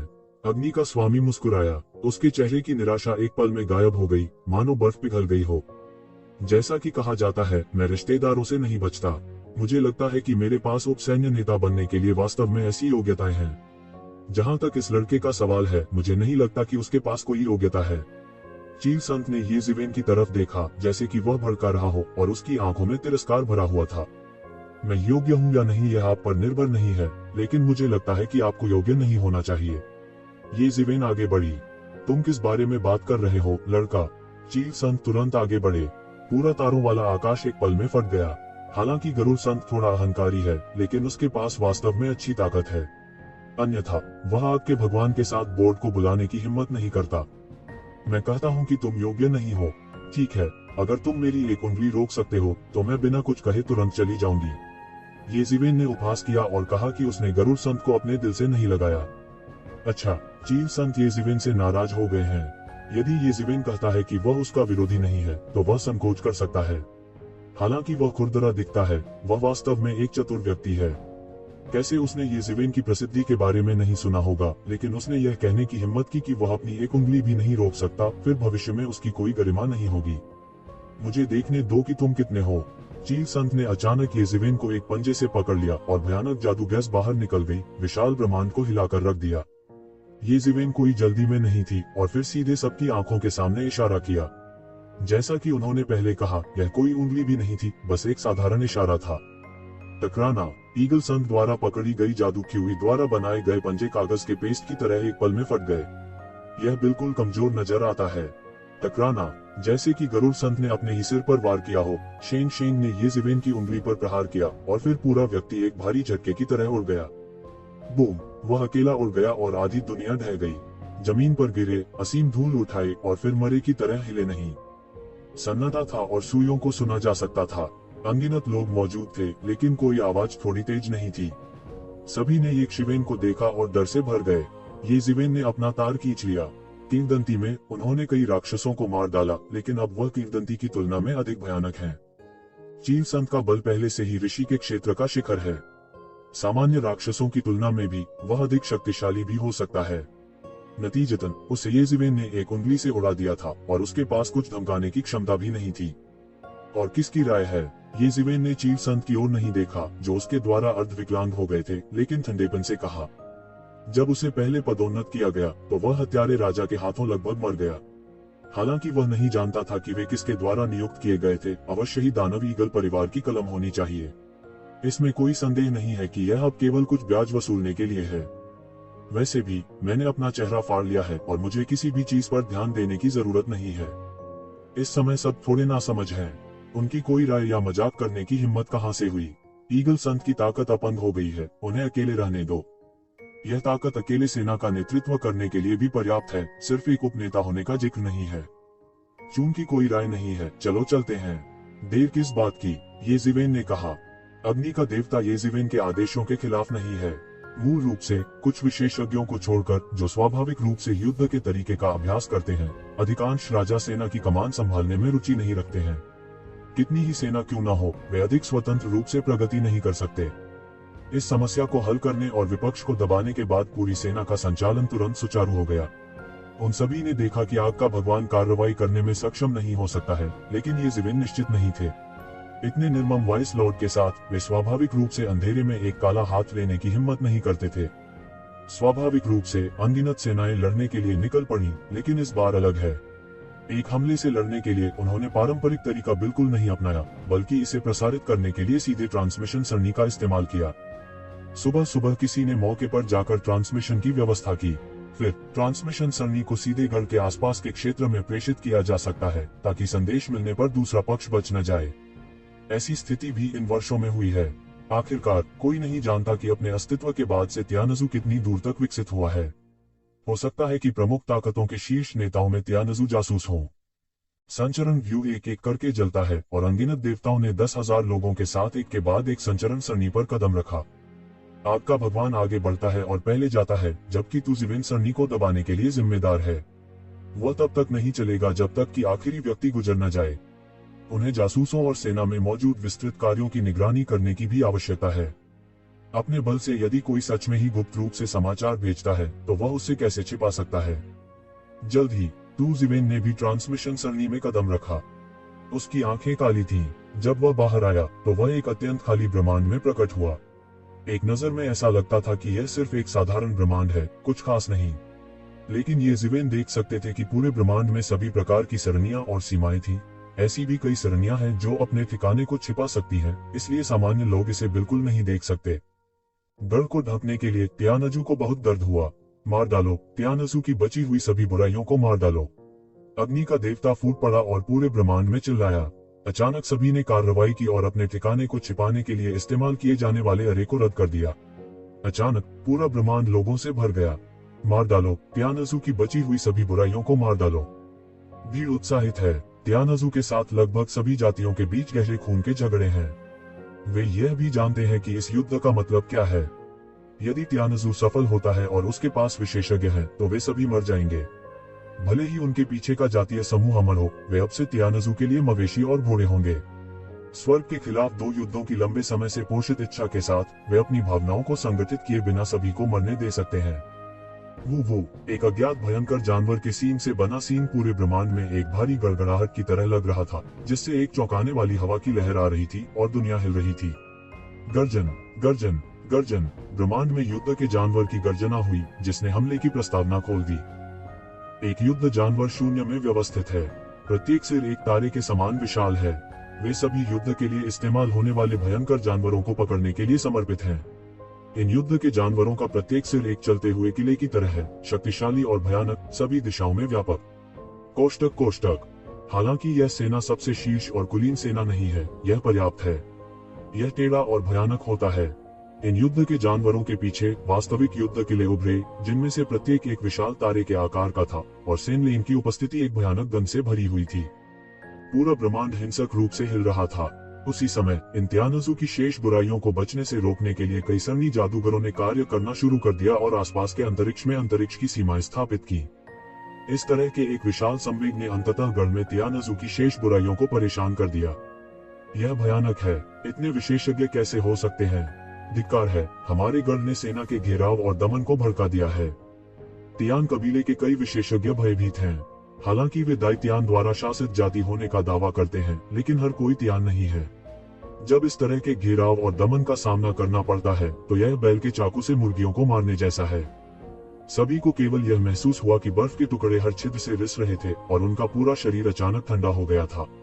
क्या वे सचमुच यही मरने वाले थे? यह युद्ध खून की नदी के लिए बर्बाद है। बहुत दूर येजिवेन सेना में छिप गया और उसने अपने सामने शुरू हुई लड़ाई को देखा। सभी जातीय समूहों के अनगिनत शक्तिशाली सैनिक अतीत को मारने के लिए दौड़ पड़े। उनके पीछे युद्ध किले पर सरनी एक के बाद एक फट गई और अनंत ऊर्जा एक ऊर्जा स्तंभ में बदल गई और बह गई। सीधे छिपे हुए त्यानजू सरनी को भेदते हुए वास्तविक गढ़ की उपस्थिति का खुलासा किया। पूरा गढ़ भी विशाल दुनिया की एक श्रृंखला का एक संयोजन है, लेकिन यह सरनी द्वारा कवर किया गया है। ये जंगी जानवर डोल पीटते हैं। उसी समय त्यानजू की सरनी ने भी एक के बाद एक पलटवार किया और ऊर्जा की एक लहर बह गई। वे सभी जातीय समूहों की मित्र देशों की सेना के खिलाफ लड़ रहे हैं। वाह वाह वाह! हवा के माध्यम से टूटने की एक तेज आवाज थी और एक के बाद एक तीरों को युद्ध के किले से बाहर फेंक दिया गया था। एक भयानक शक्ति के साथ वह आकाश के माध्यम से भागा और त्यानजू के गढ़ में घुस गया। इससे पहले कि वे प्रतिक्रिया कर पाते, अनगिनत त्यानजू विशेषज्ञों को एक तीर से मार दिया गया। उसी समय सभी जातीय समूहों के अधिक विशेषज्ञ ज्वार की तरह त्यानजू गढ़ की ओर बह गए। इनमें से प्रत्येक व्यक्ति एक दिव्य धनुर्धर था। उन्होंने एक के बाद एक अपने लंबे धनुष खोले और बाणों की अंतहीन वर्षा हुई। मुझे नहीं पता कि त्यानजू के कितने स्वामी एक लहर से नष्ट हो गए हैं। इससे पहले कि वे प्रतिक्रिया कर पाते, त्यानजू के कई विशेषज्ञों को हेजहोग में गोली मार दी गई। यह उनके लिए सबसे भयानक जगह है। रक्षा की पहली पंक्ति सभी जातीय समूहों की मित्र देशों की सेना को बिल्कुल भी नहीं रोक सकी। दसियों हजार घुड़सवार सेना के माध्यम से बह गए और सेना के मोहरा थे। कब इस समय त्यानजू गढ़ से लगातार एक घंटी बजती रही ताकि अंतरतम त्यानजू विशेषज्ञों को आने के लिए सूचित किया जा सके, लेकिन यह बेकार था। जल्द ही सभी देशों की मित्र देशों की सेना ने रक्षा की दूसरी पंक्ति पर हमला कर दिया। रक्षा की पहली पंक्ति वास्तव में बहुत आसान है। इसमें ज्यादा मेहनत नहीं लगती है। स्वयं की शक्ति प्रबल होती है। इसके अलावा त्यानजू को गाद से पकड़ा गया। रक्षा की पहली पंक्ति में बने रहने वाले कई त्यानजू विशेषज्ञ बिना समय गंवाए बह गए और रक्त का कोई सार भी नहीं बचा था। सभी जातीय समूहों के विशेषज्ञों में से कई को रक्तसार निगलने से बढ़ावा मिलता है। तियान कबीले की रक्षा की पहली पंक्ति अधिक रक्षात्मक है, लेकिन उनकी दूसरी रक्षा पंक्ति के समय तक कई संसार हो चुके हैं। ये वे दुनिया है जिन पर तियान कबीले के आम लोग रहते हैं और अब वे एक एक करके लोहे के खुर के नीचे नष्ट हो जाते हैं। एक समय में एक दुनिया बिखर रही है। दुनिया के अंत की तरह पृथ्वी टूट गई। आकाश को किसी महान शक्ति द्वारा आधा फाड़ दिया गया था और दुनिया पूरी तरह से 1 घंटे के 1/4 में पूरी तरह से पाउडर में बदल गई थी। यह सेना अत्यंत भयानक है। इसमें भयानक विनाशकारी शक्ति होती है जिसकी सामान्य लोग कल्पना भी नहीं कर सकते। त्यानजू की रक्षा पंक्ति बिल्कुल भी व्यवस्थित नहीं की गई है। सभी बचाव स्वनिहित हैं और उन्हें बिल्कुल भी परेशान नहीं कर सकते। ऐसा लगता है कि व्यांग का एक बड़ा क्षेत्र आकाश और पृथ्वी में सभी जातीय समूहों की सहयोगी सेनाओं द्वारा कब्जा कर लिया गया है। भले ही ये ज़िविन उसके पीछे पीछे चले, उसे भी बढ़ने का एहसास था। यह उसकी सामान्य लड़ाई युद्ध के रास्ते से अलग एक रास्ता है। सामान्य प्रवृत्ति क्या है? यह सामान्य चलन है। यहाँ तक राजा के क्षेत्र को सील करने वाले विशेषज्ञों को भी सावधानी पूर्वक विचार करना चाहिए कि क्या वे इस तरह की सामान्य प्रवृत्ति को रोकना चाहते हैं। अगर वे सावधान नहीं रहे तो उन्हें इसकी बड़ी कीमत चुकानी पड़ सकती है। इन सैन्य संरचनाओं पर मजबूत रक्त हर किसी पर बिखरा हुआ है। एक साथ मिलकर सैन्य आत्मा नामक कुछ बनता है जो एक मजबूत सेना के लिए जरूरी है। वहीं सुदूर पिछले हिस्से में कई मार्शल आर्टिस्ट जो धावन में पारंगत हैं, पागलों की तरह दौड़ रहे हैं। इन रनों की अतिरिक्त शक्ति सैनिकों को अग्रिम पंक्ति में जोड़ दी जाएगी, जिससे वे और अधिक जंगली और भयानक हो जाएंगे। शायद यह इसलिए है क्योंकि मैंने बहुत लंबे समय तक युद्ध का अनुभव नहीं किया है। हालांकि दूसरी रक्षा पंक्ति में कुछ किलेबंदी हैं, यह स्पष्ट रूप से असंतोष की स्थिति में है। यह सभी जातीय समूहों की गठबंधन सेना को नहीं रोक सकता। दसियों हजार लोहे के घुड़सवार अग्रदूतों के नेतृत्व में यह सीधे तीसरी रक्षा पंक्ति में पहुंच गया। उनके पीछे अनगिनत जंगी जानवर और युद्ध किले भी पागलों की तरह आगे बढ़ रहे हैं। ऊर्जा की एक भयानक बाढ़ पूरे आकाश में फैलती है और एक के बाद एक संगी को तोड़ती है जो कि विनाश के देवता है। और रक्षा की तीसरी पंक्ति रक्षा की पहली 2 पंक्तियों से कहीं अधिक मजबूत है। यह स्वर्ग के मूल और सार के करीब है। प्रतिरोध की तीव्रता बहुत बढ़ गई है और यहाँ तक देवताओं के कई स्वामी प्रकट हुए हैं। और स्वर्ग कुल अपने आप में एक जीनियस परिवार है। इसमें कोई मूर्ख नहीं है। वे सभी प्रतिभाशाली हैं, यहाँ तक कि एक साधारण कुल भी। यह बहुत ऊंचे स्तर तक भी खेती कर सकता है। यहाँ पहुँचने के बाद जनसंख्या अचानक अधिक सघन हो गई और कई नागरिक सभी जातीय समूहों की गठबंधन सेना का विरोध करने लगे। हालांकि प्रभाव बहुत स्पष्ट नहीं है। चीखें आती रहती हैं। अभी भी उनके और सभी जातीय समूहों की युद्ध कठोर गठबंधन सेना के बीच एक बड़ा अंतर है। इसके अलावा सभी जातीय समूहों के सहयोगी बलों के विशेषज्ञों ने भी एक के बाद एक गोली मार दी और यहाँ तक अन्य उपसैन्य नेताओं ने भी इस समय एक के बाद एक गोली मार दी। भयानक प्रतिष्ठा के साथ सभी प्रतिरोधों को दबा दिया गया। यह एक तरह का नरसंहार है, एक तरफा नरसंहार, और इसका कोई विरोध नहीं है। गर्जन। त्यानजू के गढ़ से एक विशाल भयंकर जानवर की आकृति को बचाया गया था। यह त्यानजू का संरक्षक पवित्र जानवर था। यह बहुत शक्तिशाली और भयानक था। जब यह रक्षा की चौथी पंक्ति में आया तो अंत में इसे अच्छे प्रतिरोध का सामना करना पड़ा और उसके शरीर पर भयानक गंध आ रही थी। वह जो जीवन शक्ति उगलता है वह अत्यधिक विषैला होता है। कई भगवान स्तर के स्वामी जो चकमा नहीं दे सकते, वे जहरीली गैस से पलट जाते हैं और पूरी तरह से मारे जाते हैं। और यह भयानक जानवर अभी भी ठीक हो रहा है, एक भयानक और जलती हुई सांस के साथ। इस भयानक जानवर ने आखिरकार सभी जातीय समूहों की गठबंधन सेना की अजेय गति को रोक दिया। जहां से वह गुजरा वह खून और मांस से भरा था। सभी जातीय समूहों के सैनिक हर जगह दुखी थे और विरोधी बिल्कुल नहीं थे। यह एक कातिल राजा है जिसने राजा के साम्राज्य के दायरे में कदम रखा है। यह त्यानजू की वास्तविक अंदरूनी जानकारी है जो कि बाहरी लोग बिल्कुल भी नहीं सोच सकते हैं। इस समय अग्नि के देवता भी खड़े हुए और कहा, छोटे योद्धा भाई, मैं तुम्हें यहाँ आज्ञा दूंगा। मैं थोड़ी देर के लिए जानवर राजा से मिलूंगा। समाचार के अनुसार मुझे पहले मिला का स्वामी गढ़ जानवर राजा होना चाहिए, उसे मार डालो और पूरे गढ़ में कोई ड्रैगन नहीं बचेगा। उस समय इससे निपटना बहुत आसान हो जाएगा। लौ के भगवान ने कहा कि ये शिवेन के और कहने का इंतजार किए बिना वह सीधे एक तीर से गायब हो गया। जब वह फिर से प्रकट हुआ तो वह वास्तव में पशु राजा के सामने प्रकट हुआ। उनके हाथ में अचानक एक ज्वाला उठी और पूरे ब्रह्मांड को प्रकाशित कर दिया। फिर उसने अचानक अपना हाथ फेर लिया। यह लौ सीधे उलट गई और फिर यह लौ कुछ जलती हुई जल गई। ये लपटें जलकर आग का समुद्र बन गईं, जिसने पशु राजा को लपेट लिया। अग्नि के भगवान, अप्रत्याशित रूप से यहाँ तक आप भी एनफोर्समेंट के राज्य में प्रवेश कर चुके हैं। पशु राजा का लहू उमड़ रहा था, उसकी तराजू और कवच उल्टे खड़े थे और उसका मान बढ़ रहा था। लौ को नष्ट करने के लिए उसे मन से कठोर होना पड़ा। अगर मुझे ठीक से याद है तो आपको कुछ समय पहले ही किंग हुआन को घेरने और दबाने के अभियान में भाग लेना चाहिए था। दुर्भाग्य से अब फेंग शुई बदल गया है और घेरने और दबाने की आपकी बारी है। अग्नि के देवता की अद्भुत स्मृति है। उसे आज भी याद है कि उन लोगों ने फीनिक्स किंग को घेर लिया और दबा दिया। इस घटना ने दुनिया को झकझोर कर रख दिया। हालांकि यंगो प्रत्यक्ष पक्ष नहीं था, लेकिन बाद में उसे विभिन्न माध्यमों से इस घटना के बारे में पता चला।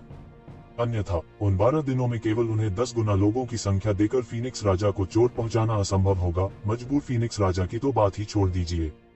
हाँ, आप यह भी जानते हैं। हा, क्या फीनिक्स किंग अजेय नहीं है? परिणाम क्या है? पशु राजा ने अपने चेहरे पर एक गर्व भरी मुस्कान दिखाई, फिर झपट्टा मारा और अग्नि के देवता को मार डाला। हालांकि यह केवल एक साधारण क्रिया प्रतीत होती है, वास्तव में प्रत्येक क्रिया बहुत ही अजीब होती है और प्रत्येक प्रहार सरल लेकिन शक्तिशाली होता है। अग्नि के देवता की शक्ति से भी मुझे बहुत दबाव महसूस होता है। टकराना, टकराना, टकराना। राजा के राज्य के दो शक्तिशाली स्वामी आकाश पर द्वंद्व युद्ध करते हैं। उनकी लड़ाई अधिक से अधिक ऊपर की ओर है और वे सचेत रूप से दूसरों से बचते हैं। राजा के राज्य के आकाओं की तुलना में वे बहुत नाजुक हैं। भीषण युद्ध में परिणाम तय करना मुश्किल था।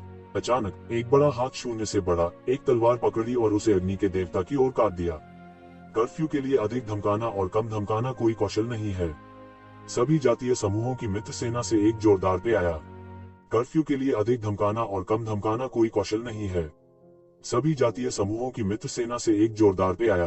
कोष्टक कोष्टक। ये जिवेन फट पड़ी और सीधे गोली मार दी। उसने आकाश में मुक्का मारा और अनगिनत सरनियों को सीधे तोड़ दिया। शून्य में एक बूढ़ा व्यक्ति ठोकर खाकर बाहर आ गया। अभी भी थोड़ा संदेह है। इस मुट्ठी की शक्ति ने उसे एक झटके में लगभग मार डाला। अगर उसने जल्दी से प्रतिक्रिया नहीं की होती तो वह अब तक मर चुका होता। उसने फिर से ये शिवेन को देखा। अप्रत्याशित रूप से वह ऋषि लोक के बाद के चरण में सिर्फ एक जूनियर था। वह इस तरह की युद्ध प्रभावशीलता को दूर करने और एक बड़े दायरे तक पहुंचने में सक्षम था। तियानजू के बीच भी ऐसे पात्र दुर्लभ हैं। वह एक प्राचीन वस्तु है जो पिछले विश्व युद्ध से बची हुई है। ऐसा लगता है कि ऐसे युग में ऐसे आंकड़े दुर्लभ हैं। उसने अपने शरीर को स्थिर किया। उसका खून दब रहा था और उसके सूखे शरीर से एक भयानक सांस फूट पड़ी। यद्यपि वह पतला था, वह अपेक्षा से अधिक भयानक था। सूखा शरीर एक अजेय शैतान की तरह था, विशाल। इस समय सभी जातीय समूहों की मित्र सेना के कई विशेषज्ञों ने दमन की एक अत्यंत भयानक शक्ति महसूस की और उसे दबा दिया। यहाँ तक कि ऋषि लोक के स्वामी भी इससे अछूते नहीं हैं। यह राजा राज्य के आकाओं की भयानक शक्ति है। भले ही वे वहां खड़े हों और न लड़ें, उनके पास एक भयानक शक्ति भी है जो निम्न श्रेणी का होना मुश्किल है। आम लोग इससे नहीं निपट सकते। इस समय अग्निदेव उस भयंकर मृग से युद्ध कर रहे हैं। वह यहाँ नियंत्रण से बाहर होना चाहिए। सबकी निगाहें ये शिवेन की ओर मुड़ गईं। हमले ने अभी अभी राजा को इतना शर्मिंदा किया जो उनकी आखिरी उम्मीद भी बन गया। हो सकता है कि शक्तिशाली सेना के तहत राजा के क्षेत्र को सील करने वाले विशेषज्ञ भी इसे रोक न सकें, लेकिन अगर राजा के क्षेत्र को सील करने वाला स्वामी पागल हो तो पूरी सेना को गंभीर रूप से नुकसान भी हो सकता है। भारी नुकसान। तो जिवेन भी उम्मीदों पर खरे उतरे। वह बाहर निकला और जोर से बोला, तुम्हें यहाँ के बारे में चिंता करने की जरूरत नहीं है। मार डालो। आज तियानाजू के बचे हुए पापों में से किसी को भी जाने नहीं दिया जा सकता। उन सभी को मार डालो। मैं इसे मुझे दे दूंगा। युवा पीढ़ी, तुम बहुत आत्मसंतुष्ट हो। यदि शीर्ष 10 राजा इसे स्वयं करते हैं तो शायद यह संभव है। आप आक्रामक होना चाहते हैं। उस दिन कबीले के बुजुर्ग ठंडे थे और उनकी ताकत भयावह थी। स्वर्ग की दुनिया में तथाकथित शीर्ष 10 राजाओं की कहावत हमेशा से रही है, जो सभी राजाओं का शिखर है। ये जिवेन नहीं जानते कि अंधेरे में अन्य मास्टर्स क्या हैं, लेकिन सतह पर यह पहले से ही शीर्ष लड़ाई है। यदि आप अपने साथ सौदा करना चाहते हैं तो आपको शीर्ष 10 राजाओं की आवश्यकता नहीं है। आप सिर्फ एक और बूढ़े व्यक्ति हैं जो पुराने लोगों पर भरोसा करते हैं और पुराने को बेचते हैं। ये जिवेन ने ठंडी मुस्कान के साथ कहा। अच्छा लड़का, तेज दांत और तेज मुंह, मैं आज तुम्हें राजा के क्षेत्र को सील करने की ताकत दिखाऊंगा। तुम उकसा नहीं सकते। तियान राष्ट्रीयता के बूढ़े व्यक्ति के चेहरे पर कोई अभिव्यक्ति नहीं थी और उसने एक हाथ और एक मुट्ठी में एक पल में गोली मार दी। वह एक काले अजगर में बदल गया, आसमान की ओर दहाड़ा और सीधे एक शिवेन की ओर गोता लगाया। क्यूई और रक्त बढ़ रहा है। यह पता चला है कि शेंग शेंग एक हरे ड्रैगन की कलात्मक अवधारणा को निभाने के बजाय एक हरा ड्रैगन बन गया है। कुछ विशेष रहस्य होने चाहिए। गर्जने वाले अजगर द्वारा लाई गई भयानक प्रचंड हवा तब भी फीकी पड़ गई जब कई देवताओं ने उसे दूर से देखा। भयानक शक्ति ने सब कुछ तहस नहस कर दिया। कोई पास आने की हिम्मत नहीं करता। नरक। ये शिवेन जोर से ड्रिंक और मुंह से फट पड़ी। मुट्ठी का इरादा उलट गया और एक विशाल नरक में बदल गया। सब कुछ खा लो। सभी बुरी आत्माएं और जंगली भूत लगातार विलाप कर रहे हैं, लेकिन प्रकट हुई सांस विशाल है। बूम। काला अजगर सीधे नरक में घुस गया। एक बार जब वह पलट गया तो उसे न जाने कितनी बुरी आत्माओं और भयंकर भूतों का सफाया हो गया था, लेकिन यह बेकार था। नरक में बहुत अधिक दुष्ट आत्माएं और भयंकर भूत थे जिन्हें बिल्कुल भी समाप्त नहीं किया जा सकता था। यह येज़िवेन की सर्वोच्च आध्यात्मिक शक्ति थी। यह काला अजगर येज़िवेन की गहराई को कैसे हिला सकता है। डेंग डेंग डेंग। इस तरह की टक्कर में तियानोज़ू का बूढ़ा आदमी भी टहलने के लिए पीछे हट गया और बमुश्किल रुका। येज़िवेन के साथ टक्कर में उसे वास्तव में कुछ छोटे नुकसान हुए थे। येज़िवेन नहीं हिला और उसके पैरों के नीचे की जगह अचानक ढह गई। जाहिर है उसने अपनी सारी ताकत को अपने पैरों के नीचे शून्य में बदल दिया था और यहाँ तक अराजकता के पतन को भी देख सकता था। बस इतना ही। क्या आप इन वर्षों में कुत्तों पर रहते हैं? येज़िवेन ने उपहास किया। तियानोज़ू का बूढ़ा आदमी हैरान था और उसके चेहरे पर अनिश्चितता थी। अंत में उन्होंने आह भरी, आपको येज़िवेन होना चाहिए जो हाल ही में सुर्खियों में रहा है। अप्रत्याशित रूप से इस बार आप भी भाग लेंगे। लेकिन अचानक बूढ़े का चेहरा उभरा और खुश हो गया। ठीक समय पर, हा, आप हमारे परिवार के एक महान शत्रु को मार सकते हैं। मूल रूप से आपने ही सोचा था कि आप इस बार अग्नि के देवता को मार सकते हैं। अप्रत्याशित रूप से आप किसी अन्य व्यक्ति को एक साथ मरने के लिए प्रेरित कर सकते हैं। येज़िवेन का चेहरा अचानक बदल गया। वह तुरंत समझ गया कि कोई घात लगा हुआ है। कई पुराने दोस्त, बाहर आओ। यह लड़का बहुत चालाक है। ऐसा लगता है कि मैं इससे अकेले नहीं निपट सकता। तियान राष्ट्रीयता के बूढ़े व्यक्ति ने धीरे से कहा। जैसे ही तियान राष्ट्रीयता के बूढ़े आदमी की आवाज गिरी, उसके चारों ओर कई आकृतियां दिखाई दी, लेकिन एक प्राचीन रथ पर एक अधेड़ उम्र का आदमी दिखाई दिया। रथ खून से लाल था और भयंकर क्रोध था। युद्ध राजा। जब यह आदमी दिखाई दिया तो तियान परिवार के विशेषज्ञ एक के बाद एक खुश हो गए, जबकि सभी राष्ट्रीयताओं की मित्र सेना का मनोबल गिर गया। तब शून्य में अनगिनत पंख तैर रहे थे और उसके पीछे दो पंखों वाला एक युवक एक देवदूत की तरह प्रकट हुआ। लेकिन येज़िवेन स्पष्ट रूप से महसूस कर सकते हैं कि यह सांस एक देवदूत नहीं है। एक पतित देवदूत की तो बात ही छोड़ दे, बल्कि एक अन्य प्राणी है। यह भी बहुत सामान्य है। स्वर्ग और पृथ्वी के बीच कई प्रजातियां एक जैसी दिखती हैं, जैसे कई प्रजातियां टैरान से बहुत मिलती जुलती हैं, लेकिन वे मूल रूप से टैरान से अलग हैं। पंख राजा। यह तियान परिवार का एक प्रसिद्ध अस्तित्व भी है। इसने सभी जातीय समूहों के विशेषज्ञों के खिलाफ लड़ाई लड़ी है और एक अमर प्रतिष्ठा हासिल की है। यह अत्यंत भयानक है। शून्य एक भंवर की तरह मुड़ गया था और धीरे धीरे उसमें से एक आकृति उभरी। पूरा शरीर शून्य में एकीकृत हो गया था। यदि आप ध्यान से नहीं देखते हैं तो आप यह नहीं देख सकते कि कोई है या नहीं। शून्य का राजा। इन तीनों राजाओं के आगमन से सभी जातीय समूहों की मित्र सेनाओं का मनोबल बार बार गिरा और लगभग ध्वस्त हो गया। यहाँ इतने सारे विशेषज्ञ क्यों हैं? यह कहना असंभव है। हालांकि गढ़ में एक संचरण सरणी हो सकती है, उन्होंने आने के बाद से सभी जगहों को अवरुद्ध कर दिया है। यहाँ तक अगर दूसरे पक्ष के पास ट्रांसमिशन एरे है तो भी इसे ट्रांसमिट करना असंभव है। तो एक ही संभावना है कि दूसरे पक्ष की तैयारी करके यहाँ सुबह सुबह घात लगाकर बैठे हों। यह सोचकर लोगों का मनोबल और भी टूट जाता है। आंतरिक भूत होते हैं जो किसी भी मजबूत दुश्मन से मिलने से भी ज्यादा विनाशकारी होते हैं। क्या वे इस बार भाग नहीं सकते? यदि आप पिछले भयंकर जानवर राजा की गिनती करते हैं तो कहने का मतलब है कि दूसरी तरफ 5 राजा हैं और आपकी तरफ केवल 2 हैं। हम दोनों पक्षों के बीच की खाई को देख सकते हैं। हा, यह एक साथ मिटा दिया गया था। यदि ऐसे चरित्र बड़े हो जाते हैं तो वे वास्तव में हमारे परिवार के लिए एक बाधा बन सकते हैं। फेदर किंग हंसा और फिर एक पल में गोली मार दी। अनगिनत पंख एक पल में खजाना चाकू में संघनित हो गए। खजाना चाकू पर एक अमर सांस थी। क्षण भर में वह आकाश को काटकर नीचे गिर पड़ा। सभी जातीय समूहों की मित्र देशों की सेना ने तुरंत निराशा का रूप दिखाया। किंग यू की ताकत एक चाकू से उनमें से 10 में से अधिक को मार सकती थी। यह राजा सीलिंग विशेषज्ञों का आतंक है। अगर वे हाथ भी मिला लें तो ज्यादा से ज्यादा वे यही कर सकते हैं कि एक को छोड़ दें। यहाँ 5 शक्तिशाली किंग सीलिंग मास्टर हैं। उसी समय और पंख बड़े हाथों में बदल गए। येज़िवेन की टांगों को पकड़ लिया और उसे शून्य में मजबूती से कीलों से ठोक दिया। येज़िवेन खुद बिल्कुल नहीं हिली। जैसे ही खंजर ने उसे पूरी तरह से काट दिया, उसने आखिरकार गोली मार दी। पत्थर में तलवार बह गई और एक अद्भुत तलवार क्यूई खींची। अनगिनत तलवारबाजी और पत्थर के रास्ते के नियमों को सीधे काट दिया गया और सड़क की लहर बनाने के लिए गंभीर रूप से काट दिया गया। बूम! शून्य में से तेज प्रकाश फूट पड़ा। चाकू का तवा येज़िवेन की तलवार के तवे से टकराया, सबसे चमकदार रोशनी को रगड़ते हुए, और फटी हुई ऊर्जा लुढ़क गई। विशाल ब्रह्मांड और अनेक देवता भी इतना भयानक आक्रमण सहन नहीं कर सके। सितारे और समुद्र राख हो गए हैं। इस समय ऋषि क्षेत्र के शीर्ष पर कई विशेषज्ञ समझते हैं कि उनके और राजा क्षेत्र के विशेषज्ञों के बीच की खाई बिल्कुल अलग है और इसे भरना मुश्किल है। हालांकि येज़िवेन स्पष्ट रूप से एक अपवाद थे। वह उन विशेषज्ञों से लड़ने में सक्षम था जिन्होंने राजा के क्षेत्र को सील कर दिया था। ऊर्जा की लहर अंत में टूट गई और तावीज एक के बाद एक नष्ट हो गए। इस समय जो दो लोग आए उन्होंने देखा कि राजा यूं पहले की तरह थोड़ा पीछे हट गया। ये जिवेन की शक्ति भयानक थी। यह लड़का सचमुच बहुत चालाक है। हमारे परिवार के महान कारण के लिए हमें उसे जीवित नहीं रहने देना चाहिए। किंग यू ने अपने दांतों को भींचते हुए कहा। वह थोड़ा हैरान था कि उसने अभी अभी गोली मारी थी। नतीजतन इस लड़के से निपटना इतना मुश्किल है। ऋषि क्षेत्र राजा क्षेत्र का स्वामी बनने का उल्लेख नहीं। उस समय उसका इलाज कौन कर सकता है? हाँ, उसे मार डालो।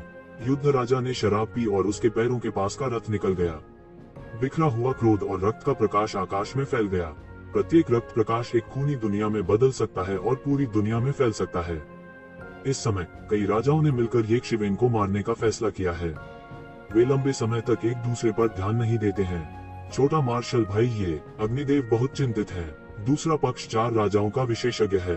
वह कैसे आश्चर्यचकित नहीं हो सकता है, लेकिन भयंकर जानवर राजा जानता है कि इसका क्या मतलब है, इसलिए वह उसे जाने से मना कर देता है और उसे परेशान करता है। लौ की ताकत भगवान इस भयंकर जानवर राजा से थोड़ी मजबूत है। मुझे लगता है कि ज्वाला भगवान भी उन वर्षों में राक्षसों के स्तर पर एक प्रतिभाशाली थे, अन्यथा वे कई राजाओं को इतने वर्षों तक छिपी हुई घाटी की अध्यक्षता करने के लिए प्रतिस्थापित नहीं कर सकते थे। इसलिए उसके लिए राजा के क्षेत्र के सामान्य प्रारंभिक चरण की तुलना में राजा के क्षेत्र को भेदना कहीं बेहतर है, और उस वर्ष के गहन संचय के माध्यम से राजा के क्षेत्र के मध्य चरण में भागना उसके लिए असंभव नहीं है। हालांकि इस भयंकर जानवर राजा से छुटकारा पाना इतना आसान नहीं है। साथ ही वह अब भी डरा हुआ है। अगर उसे अचानक अलार्म नहीं लगा तो वह ये शिवेन को खोजने गया। उसे डर है कि वह उस समय युद्ध के मैदान से घृणा करेगा। राजा के क्षेत्र को सील करने वाले 5 स्वामी मौत के घाट उतारे जाते हैं। एक अजेय गुरु जो अपनी साधना के स्तर तक पहुंच गया है, स्वाभाविक रूप से समझता है कि कोई स्पष्ट चेतावनी संकेत नहीं हो सकता है। उन सभी जगहों पर जहां उसे बेचैनी महसूस होती है, जरूर कुछ छूट गया होगा, इसलिए वह इसे कम नहीं आंकेगा। वह एक शिवेन को एक सहायक के रूप में खोजने गया। उसने सोचा कि राजा के स्तर पर 2 स्वामी होना पर्याप्त होना चाहिए। किसने कभी सोचा था विरोधी के पास वास्तव में 5 स्वामी होते हैं जो राजा के क्षेत्र को सील कर देते हैं। वे एक दूसरे के झांसे में आ गए। किसी ने इत्तला दी, इसलिए वह केवल ये जिवेन को उन 4 आकाओं के हमले में गिरते हुए देख सकता था जिन्होंने राजा का क्षेत्र प्रदान किया था। ये जिवेन को परवाह नहीं है। हालांकि वह अभी अभी टूटा है, उसका संचय भी मोटा और भयानक है, अन्यथा वह उन राक्षसों को नहीं मार सकता। आज कितने राजा आए। कोई आश्चर्य नहीं कि आपको लगता है कि आप मुझे खा सकते हैं, लेकिन यह बिल्कुल सही है। मेरी सीमा कहाँ है, यह जांचने के लिए तुम्हारा उपयोग करो। ये शिवेन ने धीरे से कहा। सीमा का परीक्षण करने के लिए हमारा उपयोग करें, जूनियर। मुझे लगता है कि आप अभी भी बहुत अहंकारी हैं। उस दिन कबीले का बूढ़ा आदमी अचानक फूट पड़ा। भले ही आप राजा हो, आप सिर्फ एक व्यक्ति हैं। आप हमारी तुलना कैसे कर सकते हैं? उसके साथ और कुछ भी बकवास नहीं है। उसे सीधे मारना और इस टेरान जीनियस को मारने से टेरान के उदय में 1 लाख साल की देरी हो सकती है। युद्ध राजा दहाड़ा। उसके पैरों के नीचे के रथ को एक शिवेन के सामने मार डाला गया है। एक शिवेन ने अचानक एक झटके के साथ अपना हाथ उठाया और उसके रथ को टक्कर मार दी। टकराना, एक जोर की दहाड़, सारा रथ चीखने और दहाड़ने लगा। यह रथ में शस्त्र आत्मा की चीख थी। आप जानते हैं, अतीत में केवल उसने ही लोगों को धक्का देकर भगाया था, लेकिन अब उसे इस बिंदु पर विवश किया गया था। राजा के रथ को जबरन रोकने के बाद ये जिवेन केवल एक कदम आगे बढ़ा और राजा द्वारा खुद को बचाने के लिए उपयोग की जाने वाली जगह की परतों में घुस गया। वह अपने चेहरे पर आया और उसे मुक्का मारा। मुट्ठी की ताकत 6 पुनर्जन्मों में बदल गई, जिससे एक विशाल रूलेट बन गया जिसने सब कुछ तोड़ दिया। आप इसे नंगी आंखों से भी देख सकते हैं। हलकों में एक भयानक शक्ति प्राप्त हुई और सीधे युद्ध के राजा पर विस्फोट हो गया। कोष्टक। युद्ध के राजा को अचानक आश्चर्य हुआ। उन्होंने उम्मीद नहीं की थी कि ये जिवेन का पलटवार इतना भयंकर होगा। भयानक गंध ने उसका लगभग दम तोड़ दिया। इस समय उन्होंने आखिरकार प्रतिक्रिया व्यक्त की। वह इतना गुस्से में था कि किसी ने उसके साथ ऐसा व्यवहार करने की हिम्मत की। वह एक राजा स्तर के गुरु के रूप में अपनी गरिमा को रौंद रहा था। उस समय उसका जीवन सार जल रहा था और उसका रक्त आकाश को फाड़ रहा था। टूटे आकाश का भाला। वह एक पे में फट गया और उसके हाथ में एक भाला दिखाई दिया। एक खूनी सांस के साथ शून्य को तोड़ते हुए मानो पूरे ब्रह्मांड को अंतहीन शून्य में दफन कर दिया हो। महत्वपूर्ण क्षण में जब उसके रथ ने उसके लिए सबसे खतरनाक झटका रोक दिया, तो वह छाया की तरह वापस लड़ा। यह कहा जा सकता है कि हमने चरम पर पहुंचने के सभी अवसरों को पकड़ लिया है। उसने एक शिवेन को बेधने के लिए एक ही बार में सब कुछ तोड़ दिया। टकराना। टूटे हुए आकाश का भाला सीधे एक शिवेन के सामने रुक गया। यह 10,000 धर्म चक्र निकला, जिसने टूटे आकाश भाले को पूरी तरह से अवरुद्ध कर दिया। यह निस्संदेह उच्चतम विडंबना है। 10,000 धर्मचक्र जो त्यान परिवार के लिए हर जगह लड़े और महान योगदान दिया, अब येज़ेबेल का ताबीज बन गया है। टक्कर के क्षण में 10,000 धर्मों का पहिया ऊपर चला गया और सीधे अनगिनत देवताओं में बदल गया। प्रत्येक भगवान एक सर्वोच्च पवित्र धर्म विकसित कर रहे थे। तब ये दिव्य प्राचीन धर्म एक भयानक आक्रमण के रूप में संघनित हुए और एक ही बार में बह गए। बूम! युद्ध का राजा एक ही बार में बह गया था और उसका आधा शरीर सीधे बह गया था। यह तुरंत टूट गया और सुनहरा खून फूट पड़ा। इस समय 10,000 धर्म चक्रों की भयानक शक्ति देखी जा सकती है। इसमें हमला और रक्षा और अनंत शक्ति दोनों हैं। अन्यथा 10,000 धर्म के राजा 10,000 धर्म चक्र के साथ लंबवत और क्षैतिज रूप से अजेय नहीं हो सकते थे। आकाश टूट रहा था और दुर्घटनाग्रस्त हो रहा था। अनगिनत त्यानजू विशेषज्ञों ने कहा कि जनता के सामने युद्ध के राजा को शेंग शेंग द्वारा उसके शरीर का आधा हिस्सा उड़ा दिया गया था। वह आवाज किसी जादुई आवाज की तरह थी जो असहनीय थी। ब्रश! जबकि हर कोई अभी भी सदमे में डूबा हुआ था, येज़ेबेल के पास एक आकृति दिखाई दी। शक्ति का एक स्रोत फट गया, शून्य हिंसक रूप से हिल गया और पागलपन से गिरने लगा। अंतरिक्ष कानून का यह सबसे भयानक आक्रमण साधन है। जब तक आप इस अंतरिक्ष में हैं, यदि यह स्थान ढह जाता है तो इसमें कोई प्राणी जीवित नहीं रह सकता। महत्वपूर्ण क्षण में जब येज़ेबेल ने हमला जारी रखने की योजना बनाई तो शून्य के राजा ने मोर्चा संभाल लिया। येज़ेबेल ने स्पष्ट रूप से महसूस किया कि न केवल मुख्य स्थान बल्कि अन्य स्थान भी एक भयानक बल द्वारा अवरुद्ध और ढह गए थे, जो स्पष्ट रूप से उसके भागने के मार्ग को अवरुद्ध करने और उसे बचने का जरा सा भी मौका नहीं देने के लिए था। शून्यता की एक शक्ति कानून का रूप ले रही है। येज़ेबेल के शरीर को फाड़कर उसका मांस फाड़ रही है। हालांकि येज़ेबेल स्थिर रहे और सुनहरा शरीर एक शानदार रोशनी में फूट पड़ा, जैसे दुनिया में कोई महान सम्राट चल रहा हो। अंतरिक्ष के पतन की शक्ति उसकी बिल्कुल भी मदद नहीं कर सकती थी। येज़ेबेल ने उपहास किया, यदि उसका सुनहरा शरीर इतनी आसानी से फट सकता तो वह अनगिनत वर्षों के लिए मर चुका होता। वाह! एक तेज आवाज ने हवा तोड़ दी। येज़ेबेल के हाथ में पत्थर में तलवार अचानक प्रकट हुई। एक तलवार बाहर फेंकी गई और तलवार पत्थर की गैस में बदल गई, जिससे सब कुछ नष्ट हो गया। शून्य राजा दंग रह गया। पत्थर में प्रसिद्ध तलवार की तुलना में पत्थर में येज़ेबेल की तलवार अधिक मजबूत थी। शायद यह कहा जाना चाहिए कि उसके पास अधिक शक्तिशाली शक्ति थी। पत्थर में साधारण तलवार से निकलने वाली पत्थर की गैस किसी तारे को डरा सकती है। यह शक्ति अद्भुत है, लेकिन येज़ेबेल पत्थर में तलवार को एक और चरम अवस्था में घुमाती है, पूरे ग्रह का उल्लेख नहीं करती है। यहाँ तक खुद विमान और खुद अंतरिक्ष की ताकत भी उसकी पत्थर की गैस से जम जाएगी। यह उनकी सबसे भयानक जगह है। वह सभी तरह से पीछे हट गया और विरोध करने के लिए अंतरिक्ष कानून को लगातार जारी किया, लेकिन अब वह पत्थर की गैस से लगातार मिट रहा है। उसे विश्वास नहीं हो रहा है। तुम्हें पता है, अंतरिक्ष कानून लगभग सबसे भयानक कानूनों में से एक है, जो केवल समय के सबसे रहस्यमय कानून के तहत है। समय और स्थान पूरे ब्रह्मांड का मूल और आधार है। हालांकि वह अब केवल यह दर्शाता है कि यदि पत्थर सड़क कानून चरम पर पहुंच सकता है, तो वह ऐसी अद्भुत शक्ति भी प्राप्त कर सकता है। इसकी तुलना में वुजिमो और अन्य बिल्कुल भी विरोधी नहीं है और एक स्तर पर बिल्कुल भी मौजूद नहीं है। कुछ विनम्र कानून कुछ शीर्ष शक्तियों के हाथों में चौंकाने वाली शक्ति का प्रयोग कर सकते हैं। येज़ेबेल के पास निस्संदेह ऐसे साधन है। लड़का, ज्यादा पागल मत बनो। इस समय पंख राजा ने उचित रूप से गोली मार दी। दाओ मांग एक तारा नदी की तरह थी जो हवा में गिर गई। स्वर्ग और पृथ्वी के पतन की गंध दाओ मांग से फैली हुई है, जैसे एक अजेय आकृति लंबी ताव में छिपी हुई है और पुनरुत्थान की प्रतीक्षा कर रही है। यह प्रज्वलित प्रकाश और सभी प्रकार की भयावहता का उत्सर्जन करता है। अपने काम से काम रखो, चिंता मत करो, बाद में तुम्हारी बारी है। येज़ेबेल ने उपहास किया, अपनी हथेली घुमाई और तुरंत एक दर्पण दिखाई दिया, जिसने एक चौंकाने वाला रक्त प्रकाश फैलाया और लंबे चाकू को अवरुद्ध कर दिया। कब ब्लेड निर्दयता पूर्वक त्यानयुवान दर्पण पर काटता है, केवल लहरों को काटता है, लेकिन यह त्यानयुवान दर्पण की रक्षा के माध्यम से बिल्कुल भी नहीं काट सकता है। इसमें कोई संदेह नहीं है कि यह एक और अत्यंत भयानक कलाकृति है।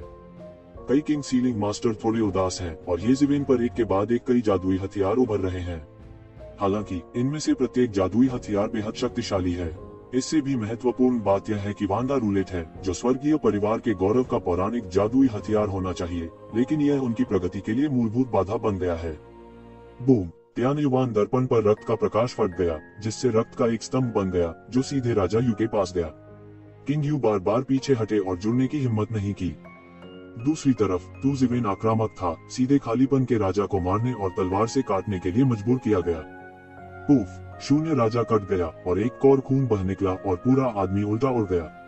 हालांकि उन्हें शून्यता के राजा के रूप में जाना जाता है, उन्हें अंतरिक्ष के रास्ते की एक कठिन समझ है और अंतरिक्ष की डिग्री को फाड़कर बच निकलते हैं। जब अंतरिक्ष जम जाता है तो उनकी डिग्री का उल्लेख करने लायक नहीं होता है और वह येज़ेबेल से बच नहीं सकते। हमला बिल्कुल, उसे मार डालो, उसे मारने के लिए हाथ मिलाओ, उसे बढ़ने नहीं दे सकते। उस दिन बड़े ने जल्दी से एक बड़ी शराब पिला दी। जब अन्य दो ने भाषण सुना तो उन्होंने उसी समय तेजी से गोली चला दी। तीनों ने एक संयुक्त बल बनाया। इस समय उन सभी ने देखा कि वे एक व्यक्ति की ताकत के साथ तुज़िवेन के विरोधी नहीं थे। येशिवेन को हराने के लिए उन्हें एक साथ काम करना पड़ा। भले ही यह शर्मनाक हो, उनके पास कोई विकल्प नहीं है। तीनों राजाओं ने हाथ मिलाया और कितना भीषण आक्रमण हुआ। यह कल्पना की जा सकती है कि शून्य एक पल में ढह गया और सब कुछ अराजकता में बदल गया। ऐसा लगता था जैसे वह जल, अग्नि और वायु को फिर से विकसित करने के लिए युद्ध निर्माण के समय में लौट आया हो और फिर सभी प्रकार के कानूनों को फिर से विकसित किया गया। यहाँ तक अगर यह एक बहुत मजबूत व्यक्ति है जो बमबारी को बिना तैयारी के देखता है तो मृत्यु और जीवन नहीं होने की स्थिति होती है। इन हमलों के सामने येज़ेबेल का शरीर चौंक गया था और उसका शरीर सुनहरा था, जैसे कोई बुद्ध और कोई शास्त्र जप रहा हो। फिर उसने एक तलवार और एक नाग तलवार से काट डाला। बूम! नाग की तलवार की खूनी रोशनी ने सब कुछ बहा दिया और सब कुछ खत्म कर दिया। Poof poof poof! तीनों राजाओं ने एक कौर खून की उल्टी की और उल्टे उड़ गए। उसे मार दो! इन राजाओं के उड़ाए जाने की गर्जना सारे ब्रह्मांड में गूंज रही थी। इससे एक द्वि तलवार की शक्ति देखी जा सकती है। वह इतना शक्तिशाली कैसे हो सकता है? मुझे विश्वास नहीं होता। राजा के क्षेत्र को सील करने वाला एक वास्तविक स्वामी भी इतना मजबूत नहीं हो सकता। उसके साथ लड़ने का कोई फायदा नहीं है, चाहे वह कितना भी शक्तिशाली क्यों न हो। हम में से बहुत से लोग हैं। 4 शक्तिशाली राजाओं ने लाल आंखें मारी हैं। उनमें से कई लोगों ने मिलकर एक जाल बिछाया है, लेकिन वे येज़ेबेल से अकेले भी नहीं लड़ सकते। ऐसा परिणाम वह नहीं है जो वे चाहते हैं। उस दिन तियानसू के बड़े ने अपना सार उगल दिया और तुरंत ब्रह्मांड के माध्यम से घूमते हुए एक विशाल जहाज में बदल गया, सीधे पूरे ब्रह्मांड में, और येज़ेबेल से टकरा गया। फेदर किंग का पंख अचानक एक लंबे चाकू में फट गया, ब्रह्मांड के तारों को आधा काट दिया और अपनी पूरी ताकत से येशिवेन को मारने के लिए संघर्ष किया। युद्ध के पैर में रथ राजा बेतहाशा दौड़ा, दुनिया को अपने पैरों के नीचे एक के बाद एक युद्ध के मैदान में बदल दिया और अनगिनत युद्ध क्षेत्र नायक अच्छे पदों पर दिखाई दिए। शून्य राजा ने एक तावीज निकाला जिसमें एक भयानक पैटर्न दर्शाया गया है जिसे कोई नहीं समझ सकता। ऐसा लगता है कि यह एक शक्तिशाली बल द्वारा कवर किया गया है। यह एक अत्यंत प्राचीन ग्रंथ है जो किंवदंती में एक सम्राट द्वारा छोड़ा गया तावीज है। यह पाठ सम्राट द्वारा निर्मित एक मूलतावादी पाठ है। यदि यह पता चल जाए तो आप सम्राट द्वारा छोड़े गए अनंत रहस्य को समझ सकते हैं। येज़ेबेल शून्य में खड़ी थी। इस समय वे दूसरी ओर युद्ध स्थल से बहुत दूर थे। 5 शक्तिशाली राजाओं की युद्ध क्षमता का सामूहिक रूप से विस्फोट करना कितनी भयानक बात होगी। आपको इसके बारे में बिल्कुल भी सोचने की जरूरत नहीं है। कोई भी पक्ष युद्ध के मैदान में खेलने को तैयार नहीं है, क्योंकि हमेशा उसका एक पक्ष होता है। उन्होंने ठंडेपन से कई लोगों को एक दूसरे पर हमला करते देखा और उनके सिर पर 10,000 धर्मचक्र घूमता रहा। अनगिनत मंत्र बारी बारी से फूट पड़े और सांसें तेज और भयानक हो गईं। इस समय सभी हमले, इसे मार दिया गया है, यहाँ आओ। बूम! इस बार इनमें से किसी भी राजा ने हाथ नहीं छोड़ा। वे सभी जानते थे कि उनके सामने भयानक युवक अपने सभी प्रयासों के साथ एक विरोधी नहीं हो सकता है। दयालु होने का उल्लेख नहीं करना। यह भयानक और भयावह था। सभी हमले वानफालुन डिस्क पर गिरे। राजा के क्षेत्र को सील करने वाले 4 उस्तादों के पागल हमले के सामने राओशी की शक्तिशाली फालुन डिस्क थोड़ी हिल गई। हालांकि मुझे डर है कि 10,000 धर्मचक्र पर एक अधिक शक्तिशाली जादू टूट गया। सभी आक्रमणों और सभी जादुई शक्तियों को नियंत्रित कर लिया गया था और 10,000 धर्मचक्र की वास्तविक शक्ति विस्फोट कर रही थी। हमला करना जारी रखें। मुझे विश्वास नहीं होता कि वह कितने समय तक रह सकता है। उस दिन घर के बड़े बूढ़ों ने थोड़े पागल अंदाज में कहा। इस समय उन्हें येशिवेन द्वारा एक मृत अंत के लिए मजबूर किया गया है। वे येशिवेन को हराए बिना नहीं रह सकते। तमाम हमले जारी हैं। येशिवेन को यह दिखाई नहीं दे रहा था। वह उदासीन था और तियानजू के विशेषज्ञों को वानफारूले पर हमला करने दिया। 10,000 धर्मचक्र से भयानक चीख निकली। फिर एक विशाल आभासी छाया उसमें से निकली और दूर भागना चाहती थी, लेकिन उसने देखा कि तुशिवेन ने आखिरकार इस समय एक चाल चली। एक बड़े हाथ ने अचानक उसे पकड़ लिया और आभासी छाया को मार डाला। यह क्या है? यह 10,000 धर्मचक्र की भावना है। इस समय चारों उपासकों को एहसास हुआ कि उन्होंने येशिवेन के लिए क्या किया है। वे स्वर्ग की दुनिया में पहले से ही शीर्ष के लोग हैं। उन्होंने कभी कुछ नहीं देखा। मैं इसे अभी कैसे नहीं देख सकता? येशिवेन ने स्पष्ट रूप से अपनी ताकत उधार ली थी। मूल वानफा वीर की भावना को बाहर कर दिया और फिर इसे पूरी तरह से नष्ट कर दिया। इस तरह तुजिवेन बिना किसी बाधा के वनफा रूलेट को पूरी तरह से नियंत्रित कर लेंगे। दर्जी बनने और दूसरों के लिए शादी के कपड़े बनाने की सोचकर उन सभी को खून की उल्टियां होने लगी। ये जिवेन थोड़ा मुस्कुराए, उन्होंने सही अनुमान लगाया, वास्तव में ऐसा ही है। 10,000 धर्म चक्र में हमेशा एक छोटी सी आत्मा छिपी हुई है, लेकिन उसकी पिछली साधना पर्याप्त नहीं थी और दिखाई नहीं दी। इसलिए उन्हें 10,000 धर्म चक्र को नियंत्रित करने में हमेशा कई समस्याएं होती हैं। वह हमेशा थोड़ा छोटा होता है। अब उसने इसे कई आकाओं के साथ मजबूर कर दिया है, जिन्होंने राजा के दायरे को एक ही झटके में मार डाला। अगली आपकी मृत्यु तिथि, ये जिवेन ने उपहास किया। अब 10,000 धर्म चक्र पूरी तरह से उनके द्वारा नियंत्रित किया गया है। उन्होंने 10,000 धर्म चक्र को नियंत्रित किया, एक कदम आगे बढ़े और सीधे तियान राष्ट्रीयता के वृद्ध व्यक्ति के पास पहुंचे। उस दिन बड़े को लगभग तुरंत ही 10,000 धर्म चक्र की भयावहता महसूस हुई। उन्हें 10,000 धर्म चक्र के बारे में कई किंवदंतियां याद थीं। उसकी आंखें लाल और सख्त थीं। इस समय वर्तनी न करने का कोई तरीका नहीं है। उसका सारा शरीर तत्क्षण ही पीड़ा के विशाल समुद्र में बदल गया। पीड़ा का पूरा समुद्र असीम था और लहरें हजारों फीट थी, जो सब कुछ पूरी तरह से मिटा देने के लिए काफी थी। दुख के इस समुद्र में उन्होंने एक विशाल जहाज को बहाया, लेकिन ये जिवेन अभिव्यक्तिहीन थी। उसके नियंत्रण में 10,000 धर्म चक्र फड़फड़ाए और हजारों मंत्रों की धारा इकट्ठी हुई और एक ही बार में बमबारी कर दी। दो भयानक वार एक शाश्वत ज्योति से टकराए। हालांकि कड़वे समुद्र की विशालकाय नाव अत्यंत शक्तिशाली थी, लेकिन यह 10,000 धर्म चक्र से अधिक शक्तिशाली नहीं थी।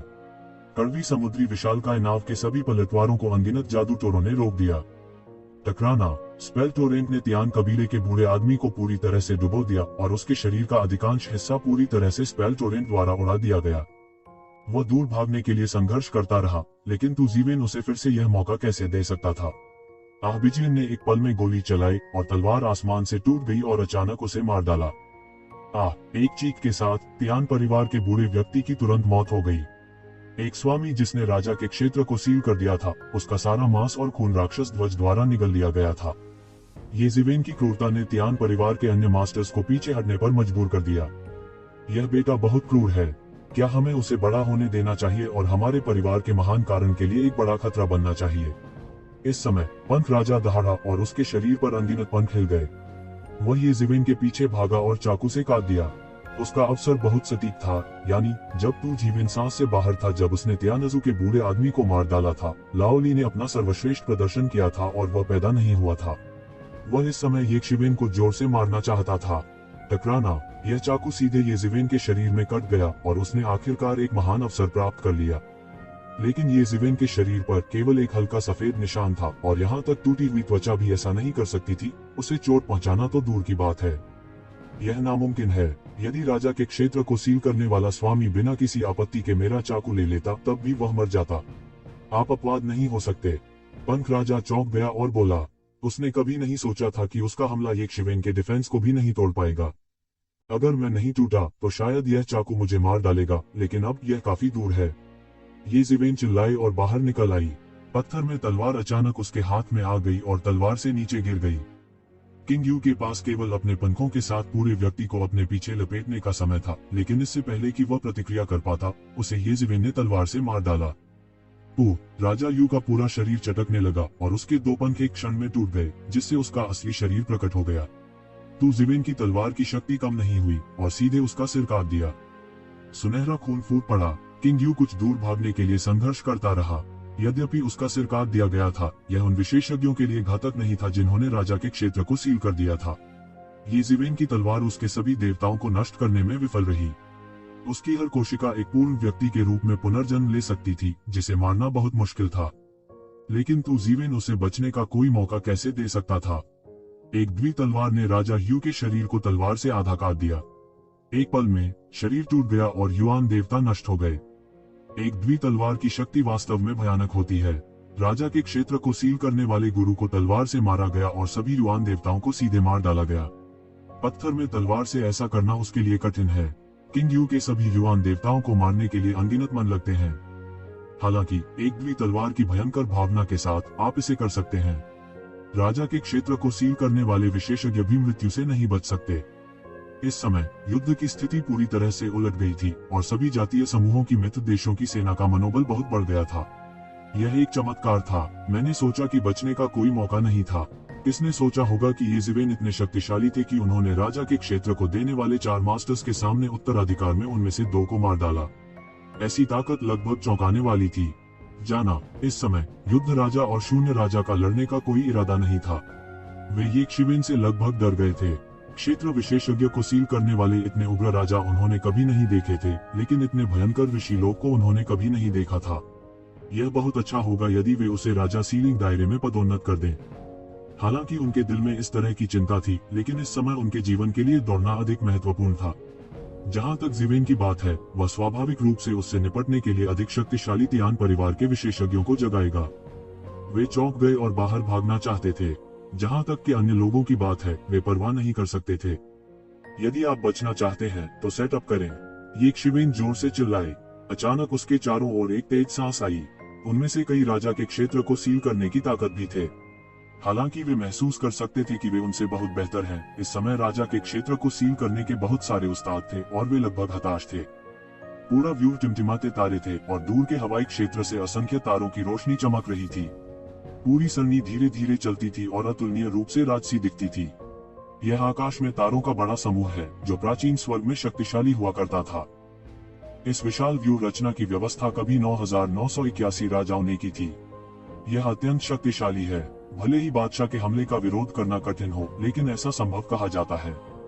अब ये ज़िवेन की जोउ तियान जिंगडू सरनी की तुलना निश्चित रूप से जोउ तियान जिंगडू सरनी से नहीं की जा सकती है, जिसके बारे में कहा जाता है कि सम्राट का विरोध करने की अंतिम शक्ति है, लेकिन यह 2 शाही क्षेत्रों को घेरने के लिए पर्याप्त से अधिक है। हालांकि यह भी वह तरीका है जिसे तू ज़िवेन ने अभी अभी समझा। उन दानव राजाओं को अगले सप्ताह तारों की व्यू रचना करने के लिए प्रेरित किया। अनगिनत तारों की शक्ति तारों के एक समूह में बदल गई, जो पूरे ब्रह्मांड की महान शक्ति की मदद से चरम पर पहुंच गई। यहाँ तक सम्राटों को भी बाध्य किया जा सकता है, केवल राजा के क्षेत्र को बंद करने का उल्लेख नहीं किया जा सकता है। बस कई लोगों के बीच युद्ध के समय तू ज़िवेन ने राक्षस राजाओं को साप्ताहिक स्टार सरनी की व्यवस्था करने के लिए कहा था। उस समय युद्ध जोरों पर था, इसलिए उन्होंने ध्यान नहीं दिया कि इन दानव राजाओं ने अनजाने में साप्ताहिक स्टार सरनी की व्यवस्था की थी और उसे पूरा किया था। युद्ध का राजा और शून्य का राजा चकमा देते रहे, लेकिन आकाश के तारे मजबूत और मजबूत होते गए और सितारों की शक्ति और मजबूत होती गई। वे उन पर गिरते रहे, शायद 1 या 2 जो उनके बचाव को हिला नहीं पाए, लेकिन जब एक ही समय में हजारों सितारे गिरे तो यह सितारों के गिरने का एक अद्भुत दृश्य था और पूरी तरह से गिर गया। युद्ध के राजा और शून्यता के राजा ने बाएं और दाएं भागे, लेकिन वे तारों की व्यू को पार नहीं कर सके, इसलिए उन्हें उसी स्थान पर बचाव करना पड़ा। युद्ध के राजा ने दहाड़ते हुए कहा, सारी दुनिया काट दो। इस समय वह मजबूती से आकाश तारा समूह के केंद्र में है और पूरे ब्रह्मांड से जुड़ा हुआ प्रतीत होता है। वह आकाश और पृथ्वी पर नियंत्रण के लिए आकाशीय तारा समूह से प्रतिस्पर्धा करना चाहता है। वह अप्रत्याशित रूप से पलटवार करना चाहता है और उसके बाद आए एक शिवेन को चुरा घोंपना चाहता है। यह भाला आकाश को भेदना चाहता है। सूरज, चांद और तारे, ब्रह्मांड उल्टा हो जाता है। ये ज़िवेन ने चकमा नहीं दिया, बल्कि सीधे उसे मुक्का मारा। 6 संसार, सभी चीजों को संसार में प्रवेश करना चाहिए। अंदर भी जाओ। मुक्का और भाला जमकर टकराया और अचानक ब्रह्मांड हिंसक रूप से हिलने लगा। दोनों के बीच हुई टक्कर से एक भयानक शक्ति फूट पड़ी। टकराना, युद्ध राजा के हाथ में युद्ध के भाले अचानक गिर गए और पूरी भुजा अचानक कुचल गई। उसके चेहरे पर घबराहट का भाव दिखाई दिया, क्योंकि ये ज़िवेन ने वास्तव में उसका पीछा किया, सीधे स्टार सरनी में उसे मुक्का मारा और सीधे उसकी छाती पर चला गया। इस समय शून्य राजा ने अंततः प्रतिक्रिया दी और इसे कवर करने के लिए अंतरिक्ष की अनंत शक्ति को काट दिया। उसने लोगों को तू ज़िवेन के हाथों से छुड़ाने की कोशिश की। जब तक लोग ठीक हैं, यह करना आसान है। अन्यथा यदि केवल एक ही राजा बचा है तो यह अपनी मृत्यु की तलाश करने के समान है। टकराना, उसके सभी आक्रमणों को 10,000 धर्मचक्र द्वारा अवरुद्ध कर दिया गया था और उसके सभी आक्रमणों को पूरी तरह से भंग और अदृश्य कर दिया गया था। दूसरी तरफ ये ज़िवेन का आक्रमण सीधे आ गया था और उसके शरीर से एक रक्त प्रकाश निकल गया। यह त्यानयुवान दर्पण था जो नीचे गिर गया, सीधे युद्ध के राजा को मौके पर मारा। अचानक युद्ध के राजा का पूरा शरीर इंच दर इंच टूटकर चटकने लगा और भयानक ताकत से मारा गया। और वहां एक रक्तरंजित शक्ति भड़क उठी जिसने उसे संभलने का मौका ही नहीं दिया। इस स्थिति ने शून्य राजा को स्तब्ध महसूस कराया और इस जगह से भागने के लिए जगह को फाड़ दिया। इस समय वह युद्ध के राजा की बिल्कुल भी मदद नहीं करना चाहता था। निश्चित रूप से जैसे ही उसने पीछे मुड़कर देखा, उसने देखा कि एक शिवेन ने नाग की तलवार पकड़ी हुई है और उसे सीधे काट रही है। खूनी स्टार नदी की तरह नाग की तलवार हजारों फीट नीचे कट जाती है। यह युद्ध के राजा पर गिर गया। युद्ध के राजा देव राजा का शरीर इस तरह के एक पागल हमले का सामना नहीं कर सका और सीधे टूट गया। तब वह राक्षस ध्वज द्वारा निगल लिया गया था। इस समय येज़िवेन की आंखें अंत में शून्यता के राजा की ओर मुड़ गईं। एक ने झपट्टा मारा। शून्य राजा ने तुरंत दौड़ना बंद कर दिया। कम समय में आकाश में तारों की श्रेणी को तोड़ना असंभव था। इस समय अपराधी येज़िवेन को मारना ही एकमात्र तरीका था, नहीं तो वह बिल्कुल भी नहीं बच सकता था। शून्यता के राजा ने अपना सार उगल दिया और सीधे आकाश में एक पात्र में बदल गया। इस चरित्र पर शब्द बहुत ही सरल और प्राचीन हैं, जिन्हें येज़िवेन ने पहले कभी नहीं देखा है। खाली। शून्य राजा का खाली शब्द वास्तव में उसके जीवन में सभी ताओवाद और मार्शल आर्ट का मूल है। जब वह छोटा था तो उसे अनजाने में खाली शब्द मिल गया। उसने खाली शब्द का सीमा तक उपयोग किया और सभी तरह से उड़ गया। तभी उसने अंततः शून्य राजा की प्रतिष्ठा प्राप्त की। यही उसके जीवन का साधन है। अगर उसे मरने के लिए मजबूर नहीं किया जाता है तो वह कभी भी ऐसे साधनों का इस्तेमाल नहीं करेगा, क्योंकि अगर उसे चोट लगती है तो वह वास्तव में अपने जीवन के मूल को चोट पहुंचाएगा। लेकिन इस समय कोई रास्ता नहीं था। येज़िवेन बहुत उग्र थी। इससे निपटने के लिए उसके पास और कोई साधन नहीं था। इस खाली शब्द के सामने येज़िवेन बिल्कुल भी भयभीत नहीं दिखी। इसके विपरीत उसने कुछ आनंद दिखाया। ठीक है, मुझे यह खाली शब्द चाहिए। येज़िवेन जानती है कि खाली शब्द पर खाली शब्द का मतलब जगह होता है, इसलिए उसे करना पड़ता है। तुम्हें पता है, वह प्रकाश के तीसरे पंख के शिखर पर पहुंच गया है, लेकिन वह अभी भी अंतरिक्ष का अंतिम पंख बनने से एक कदम दूर है। वह जानता है कि वह अंतरिक्ष की खराब समझ है। हालांकि उनका अभ्यास इस मुकाम तक पहुंच गया है और अंतरिक्ष के बारे में उनकी समझ आम लोगों की कल्पना से बहुत दूर है। सामान्य तौर पर अंतरिक्ष के पंखों को संघनित करना अभी भी थोड़ा गरीब है। हालांकि इस खाली शब्द की मदद से उसका स्पेस विंग लगभग तुरंत हो सकता है। उनके शरीर पर एक विशाल और अतुलनीय वज्र, एक अदम्य वज्र दानव के रूप में निकला। यह शुरुआत में उन्हें मिला वज्र शब्द है, जो ब्रह्मांड में खाली शब्द से टकराया। यह दो भयानक समझ का टकराव है। इस समय दोहरी प्रतियोगिता का मूल है। टक्कर की ताकत से एक भयानक मशरूम बादल निकलता है। पूफ! खाली राजा ने अपना खून उगल दिया और सुनहरा खून हर जगह फैल गया। वह पीछे हट गया और इस तरह की टक्कर में उसे बहुत नुकसान हुआ। उन्होंने कभी नहीं सोचा था कि तुज़िवेन के पास ऐसा कोई साधन था और एक मूल ताओवादी पाठ भी था। उन्हें डर था कि कहीं शक्ति उनके द्वारा प्राप्त खाली शब्द से कम तो नहीं है। येज़िवेन हिले नहीं, मानो हमले से उन्हें कोई खतरा ही नहीं था। उसने सीधे एक बड़ा हाथ बढ़ाया और अचानक खाली शब्द को पकड़ लिया। फिर उसने खाली शब्द को अपने हाथ में ले लिया। खाली शब्द ने संघर्ष करने की कोशिश की, लेकिन वह बेकार रही। ऐसा कैसे हो सकता है? मुझे नहीं पता था कि इस खाली शब्द को स्वीकार करने में मैंने कितना समय और ऊर्जा खर्च की। आप इसे एक बार में कैसे पकड़ सकते हैं? शून्य राजा ने अविश्वसनीय रूप से कहा। आप मेरे साथ तुलना करने के लिए क्या हैं? येज़िवेन ने उपहास किया और कुछ नहीं कहा। उसने केवल खाली वचन को परिष्कृत करना आरंभ किया। बूम! खाली शब्द अचानक फट गया और उसने जो बड़ा हाथ पकड़ रखा था वह टुकड़े टुकड़े हो गया। यह पता चला कि खालीपन के राजा ने खाली शब्द में रखे युआन भगवान को पूरी तरह से विस्फोट कर दिया। अगर वह इस तरह से येज़िवेन को चोट पहुंचाना चाहता था तो वह इसे प्राप्त नहीं कर सकता था, और न ही वह येज़िवेन को इसे प्राप्त करने दे सकता था। मूर्ख! ऐसे साधन मेरे लिए बेकार हैं। जब धुआं और धूल छट गई तो तुज़िवेन का शरीर बिना किसी नुकसान के लोगों के सामने आ गया। उसके सिर पर त्यानयुआन दर्पण और वानफा व्हील ने सीधे विस्फोट के सभी झटकों को रोक दिया, लेकिन केवल उसके आभा वाले हाथ को तोड़ दिया। वाह! वह खोखला शब्द शून्यता के राजा के परमेश्वर द्वारा नियंत्रित नहीं था। उसने अपनी स्वतंत्रता वापस पा ली और बचना चाहता था, लेकिन यह बेकार था। येज़िवेन ने सीधे उसे पकड़ लिया और खाली शब्द को फिर से पकड़ लिया। बस इसी समय खालीपन के राजा के पास येज़िवेन को प्रभावित करने का कोई तरीका नहीं था। इस समय वह अपनी देखभाल करने में बहुत व्यस्त था। स्रोत के रूप में खाली शब्दों के बिना उसकी ताकत कम हो गई और वह जो दिखता था उसके साथ कोई तुलना नहीं थी। स्काई स्टार एरे अभी भी चल रहा है। जल्द ही शून्य राजा चिल्लाया और अनगिनत आकाश सितारों द्वारा लावा को मार डाला गया। राजा के क्षेत्र को सील करने वाले विशेषज्ञ भी इस तरह के हमले का सामना नहीं कर सकते। फिर रविवार को बिग स्टार एरे तुरंत गायब हो गया। बहुत से राक्षस राजा संतुष्ट हो गए, बहुत सारा मांस और खून निगल लिया और राक्षस ध्वज में लौट आए। स्वर्गीय सितारों की इतनी बड़ी श्रृंखला संचालित करने के लिए शक्तिशाली है, लेकिन खपत भी भयावह है। येज़िवेन हर समय इसका इस्तेमाल करने की हिम्मत नहीं करती, नहीं तो उसके धन की दृष्टि से भी वह बर्बाद हो जाएगा। इस समय तुज़िवेन इतना बंद नहीं हुआ और खाली चरित्र पुस्तक को अपने शरीर में परिष्कृत करने के लिए परिष्कृत करना शुरू कर दिया। इस समय स्वर्गीय परिवार का पशु राजा हैरान था और उसने रुकने की हिम्मत नहीं की। अन्य 4 सहायक येजिवेन के हाथों मारे गए। वह अकेला विरोधी कैसे हो सकता है? हालांकि अग्नि के देवता ने उन्हें ऐसा अवसर बिल्कुल नहीं दिया। यह पशु राजा था जो अग्नि के देवता को घसीटना चाहता था। अब इसके बजाय यह अग्नि का परमेश्वर था जिसने पशु राजा को घसीटा। अब समग्र स्थिति तय हो गई है। जब तक तू जीवेन ने खाली कैरेक्टर बुक को परिष्कृत किया, वह इस जानवर राजा को पूरी तरह से हल कर सकता है। इस समय सभी जातीय समूहों की मित्र सेना बहादुर और शांत थी, जैसे कि उन्होंने मुर्गे के खून को पीटा हो। ये शिवेन की महान शक्ति को देखते हुए यहाँ तक भगवान राजा, जिन्हें वे पूरी तरह से अजेय मानते थे, उनके हाथों मर गए और वे तब भी बिना किसी दबाव के मारे गए। यह कहा जा सकता है कि सबसे बड़ी बाधा साफ हो गई है और बाकी दुश्मन को मारना और सैन्य योग्यता हासिल करना है। जबकि स्वर्गीय परिवार के किमियागरों की आत्मा तेजी से गिर रही थी और कोई भी रुकने को तैयार नहीं था। ऐसे में पेड़ गिर गए, बंदर बिखर गए और रास्ते भर गिर गए। अचानक ब्रह्मांड से बेहद चमकदार प्रकाश का एक विस्फोट आया जो तूजीवेन से बिखरा हुआ था और उस पर एक अवर्णनीय और अज्ञात सांस थी। येजिवेन के शरीर पर अदृश्य तरंगों की परतें विकीर्ण हो गईं और पूरा ब्रह्मांड हिंसक रूप से हिलने लगा। यह उदात्तीकरण प्रतीत होता है। पंखों की जोड़ी जो मूल रूप से येजिवेन के पीछे थी, वे भी धीरे धीरे गायब हो गए, जैसे कि वे अंतरिक्ष में समा गए हों। वाह! जब उन्होंने पलक झपकाई तो येजिवेन लोगों की नजरों से ओझल हो चुकी थी। जब वह फिर प्रकट हुआ तो वह पशु राजा के सामने प्रकट हो चुका था।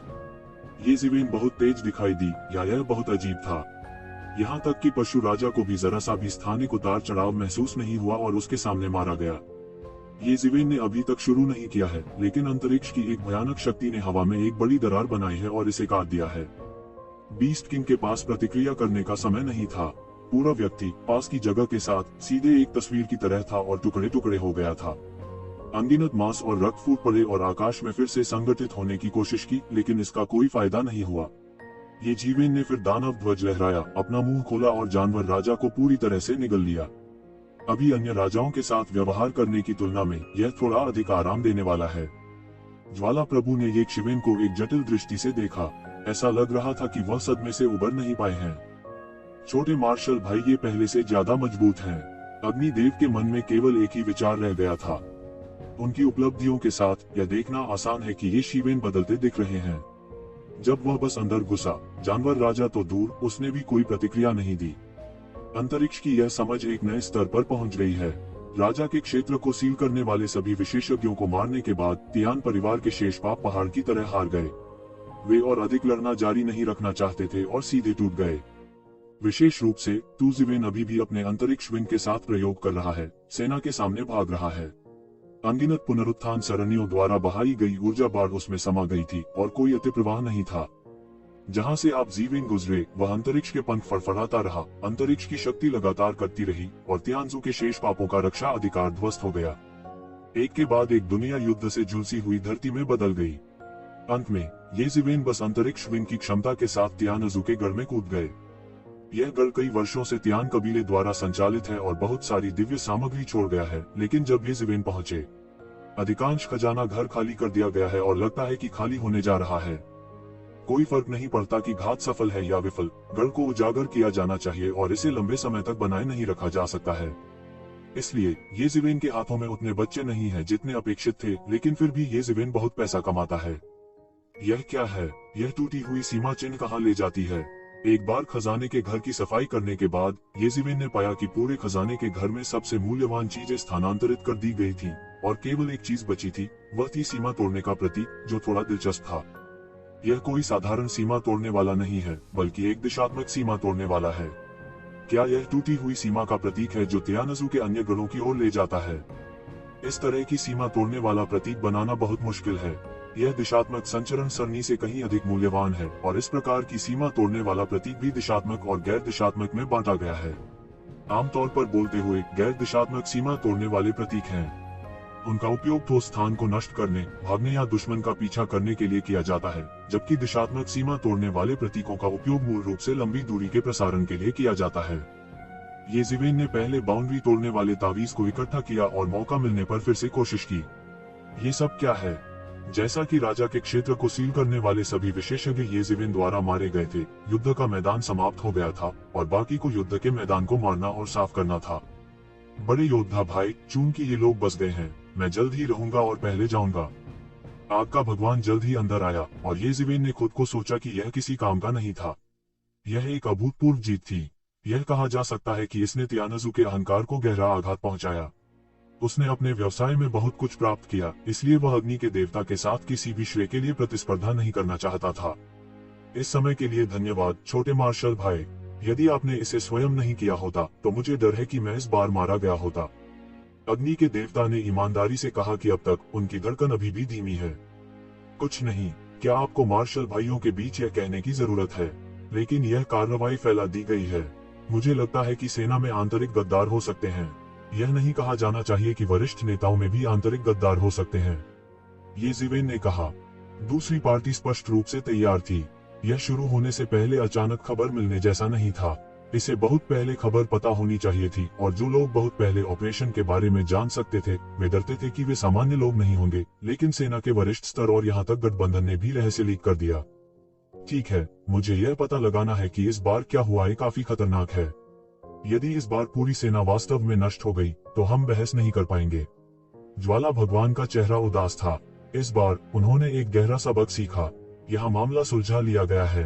आपको परेशान मत करो छोटे मार्शल भाई, आप पहले वापस जा सकते हैं। तो मैं चला जाऊंगा, येज़िवेन ने कहा। पूरा शरीर धीरे धीरे शून्य में एकीकृत हो गया और सैकड़ों हजारों मील दूर फिर से दिखाई दिया। इस यात्रा से बहुत कुछ हासिल हुआ है, खासकर स्पेस विंग की ट्रेनिंग, जिससे उसकी ताकत काफी बढ़ गई है। अकेले स्पेस विंग के साथ येज़िवेन की ताकत को कम करके नहीं आंका जा सकता। डेविल्स विंग न केवल एक शारीरिक पद्धति है, बल्कि हमले और बचाव दोनों के साथ एक मार्शल आर्ट भी है। यह शक्ति से भरपूर है। अचानक उसकी पलकें फड़क उठी और उसके मन से एक अत्यंत बुरी भावना निकल पड़ी। वह अचानक रुक गया और उसके ठीक सामने ऐसा लग रहा था कि अंतरिक्ष किसी नुकीली चीज से कट रहा है, एक एक करके टूट रहा है, बेहद भयानक है और उसमें से अनगिनत अराजकता फैल गई है। एक महान गुरु द्वारा घात। येज़िवेन का दिल अचानक उछल पड़ा और तुरंत समझ गया कि यहाँ एक महान गुरु ने घात लगाकर हमला किया है। आसपास का वातावरण अचानक एक अंतहीन दानव विश्व स्थान में बदल गया और जबरन रूपांतरित हो गया। किसने मुझे यहाँ घात लगाया? तू ज़ीवेन जोर से चिल्लाया और उसका दिमाग घात लगाकर बैठे आदमी को खोजने की कोशिश करने लगा। उनके हृदय में बड़ी बेचैनी थी। यद्यपि घात लगाने वाला दिखाई नहीं दिया तो भी उसने उस पर बहुत अंधेर किया। जाहिर है वह कोई साधारण राजा नहीं होगा। आंसू, पूरी जगह सीधे फट गई थी और एक भयानक ताकत पागलों की तरह नीचे आई और येज़िवेन को पकड़ लिया। ब्रश। येज़िवेन ने इस घातक आघात से बचने के लिए महत्वपूर्ण क्षण में अपने पीछे अंतरिक्ष का पंख लहराया, लेकिन इस तरह के हमले जारी रहे और रुके ही नहीं। दानव राजा ने भाग लिया, लेकिन येज़िवेन भी अधिक जानकारी नहीं पा सके। सारे व्यूह ने सारी श्वास को अलग कर दिया और वह केवल थोड़ा सा ही न्याय कर सका। पहले मिले राजाओं की तुलना में येज़िवेन, दानव परिवार का राजा, न केवल थोड़ा मजबूत है बल्कि बिना किसी इरादे के मानसिक गणना भी करता है। केवल येज़िवेन पर घात लगाकर हमला करने से ही वह इतना शर्मिंदा होगा। येज़िवेन के मन में अनगिनत विचार थे। वह इस समय यहाँ प्रकट हो सकता था और जानता था कि वह गठबंधन सेना के शीर्ष पर ही वापस जाएगा, वरना कोई और उसका पता नहीं लगा सकता था। वह इस कहावत को मानते थे कि पहले भी कोई गद्दार था। उन्हें डर था कि गद्दार का गठबंधन में ऊंचा रुतबा है। हालांकि कौशल विशेषताओं के दृष्टिकोण से वह केवल यह अनुमान लगा सकता था कि वह राक्षस परिवार का राजा था और वह कुछ और महसूस नहीं कर सकता था। नहीं, यह वास्तव में इस तरह से जिंदा खाया जा रहा है। ज़ीवेन ने सभी साधनों को समाप्त कर दिया और केवल एक द्वि तलवार सरनी के लिए कुछ खतरा पैदा कर सकती थी, लेकिन वह सरनी को पूरी तरह से तोड़ नहीं सका। अकेले एक भयानक राजा सरनी के पीछे इंतजार कर रहा था। इस सरनी के बिना अपने अंतरिक्ष विंग की शक्ति के साथ यहाँ तक राजा के घेराव और अवरोधन के सामने भी, जिसने राजा के क्षेत्र की चोटी को सील कर दिया था, उसे विश्वास था कि वह बच सकता है। हालांकि इस व्यू ने पूरे स्थान को अलग कर दिया, यहाँ तक कि उसके स्पेस विंग को तोड़ना भी मुश्किल था और कोई लगातार पास के स्थान को मजबूत कर रहा था। येज़िवेन ने तुरंत अपने दांत भींच लिए और दूसरी पार्टी से नहीं लड़ सका, नहीं तो वह दूसरी पार्टी के जाल में फंस जाएगा। सरनी छोटी और छोटी होती गई, जैसे उसकी गर्दन के चारों ओर बंधी रस्सी सख्त और सख्त हो गई। जैसे ही उसकी हथेली पलटी, टूटा हुआ सीमा ताबीज तुरंत प्रकट हो गया, यानी स्वर्गीय परिवार के खजाने से प्राप्त टूटा हुआ सीमा ताबीज। यह सब आप पर निर्भर करता है। येज़िवेन ने अपने मन को सीमा तोड़ने वाले तावीज में फैलाया और सीमा तोड़ने वाला तावीज एक चमकदार रोशनी में फट गया और एक अंतरिक्ष चैनल उसके सामने एक से अधिक व्यक्ति दिखाई दिए। बिना किसी हिचकिचाहट के येज़िवेन बाहर निकली और अंतरिक्ष चैनल में चली गई। क्या व्यू के बाहर जब उसने यह दृश्य देखा तो एक काली छाया उसके चेहरे को बदले बिना नहीं रह सकी। उसने सभी साधन समाप्त कर दिए और परत दर परत एक सेट स्थापित किया। नतीजतन उसे भागने दिया गया, जिससे उसका चेहरा बेहतर दिख रहा था। इस समय टू ज़िवेन अंतरिक्ष चैनल में पहुंचे। उसने केवल आसपास के अंतरिक्ष के हिंसक झटकों को महसूस किया। जब उसने दोबारा प्रतिक्रिया की तो वह दूसरी दुनिया में आ चुका था। मेरे चेहरे पर एक तेज आभा आ गई। इधर उधर देखने पर बड़ा ही मनोरम दृश्य दिखाई दे रहा था। यह पृथ्वी पर एक धन्य भूमि थी। पृथ्वी पर यह दुनिया कहाँ है? इतनी मजबूत आध्यात्मिक शक्ति कैसे हो सकती है? ये ज़िवेन हिचकिचाया। यह एक बहुत बड़ी दुनिया है, लेकिन उसकी आभा प्रचुर और भयावह है। कई धन्य स्थानों की तुलना में यह बुरा नहीं है। उसने अपने मोचन की आंखें खोली और दूरी में देखा। उसने देखा कि लाखों मील दूर वह स्पष्ट रूप से अपने सामने एक विशाल शहर की रूपरेखा देख सकता था।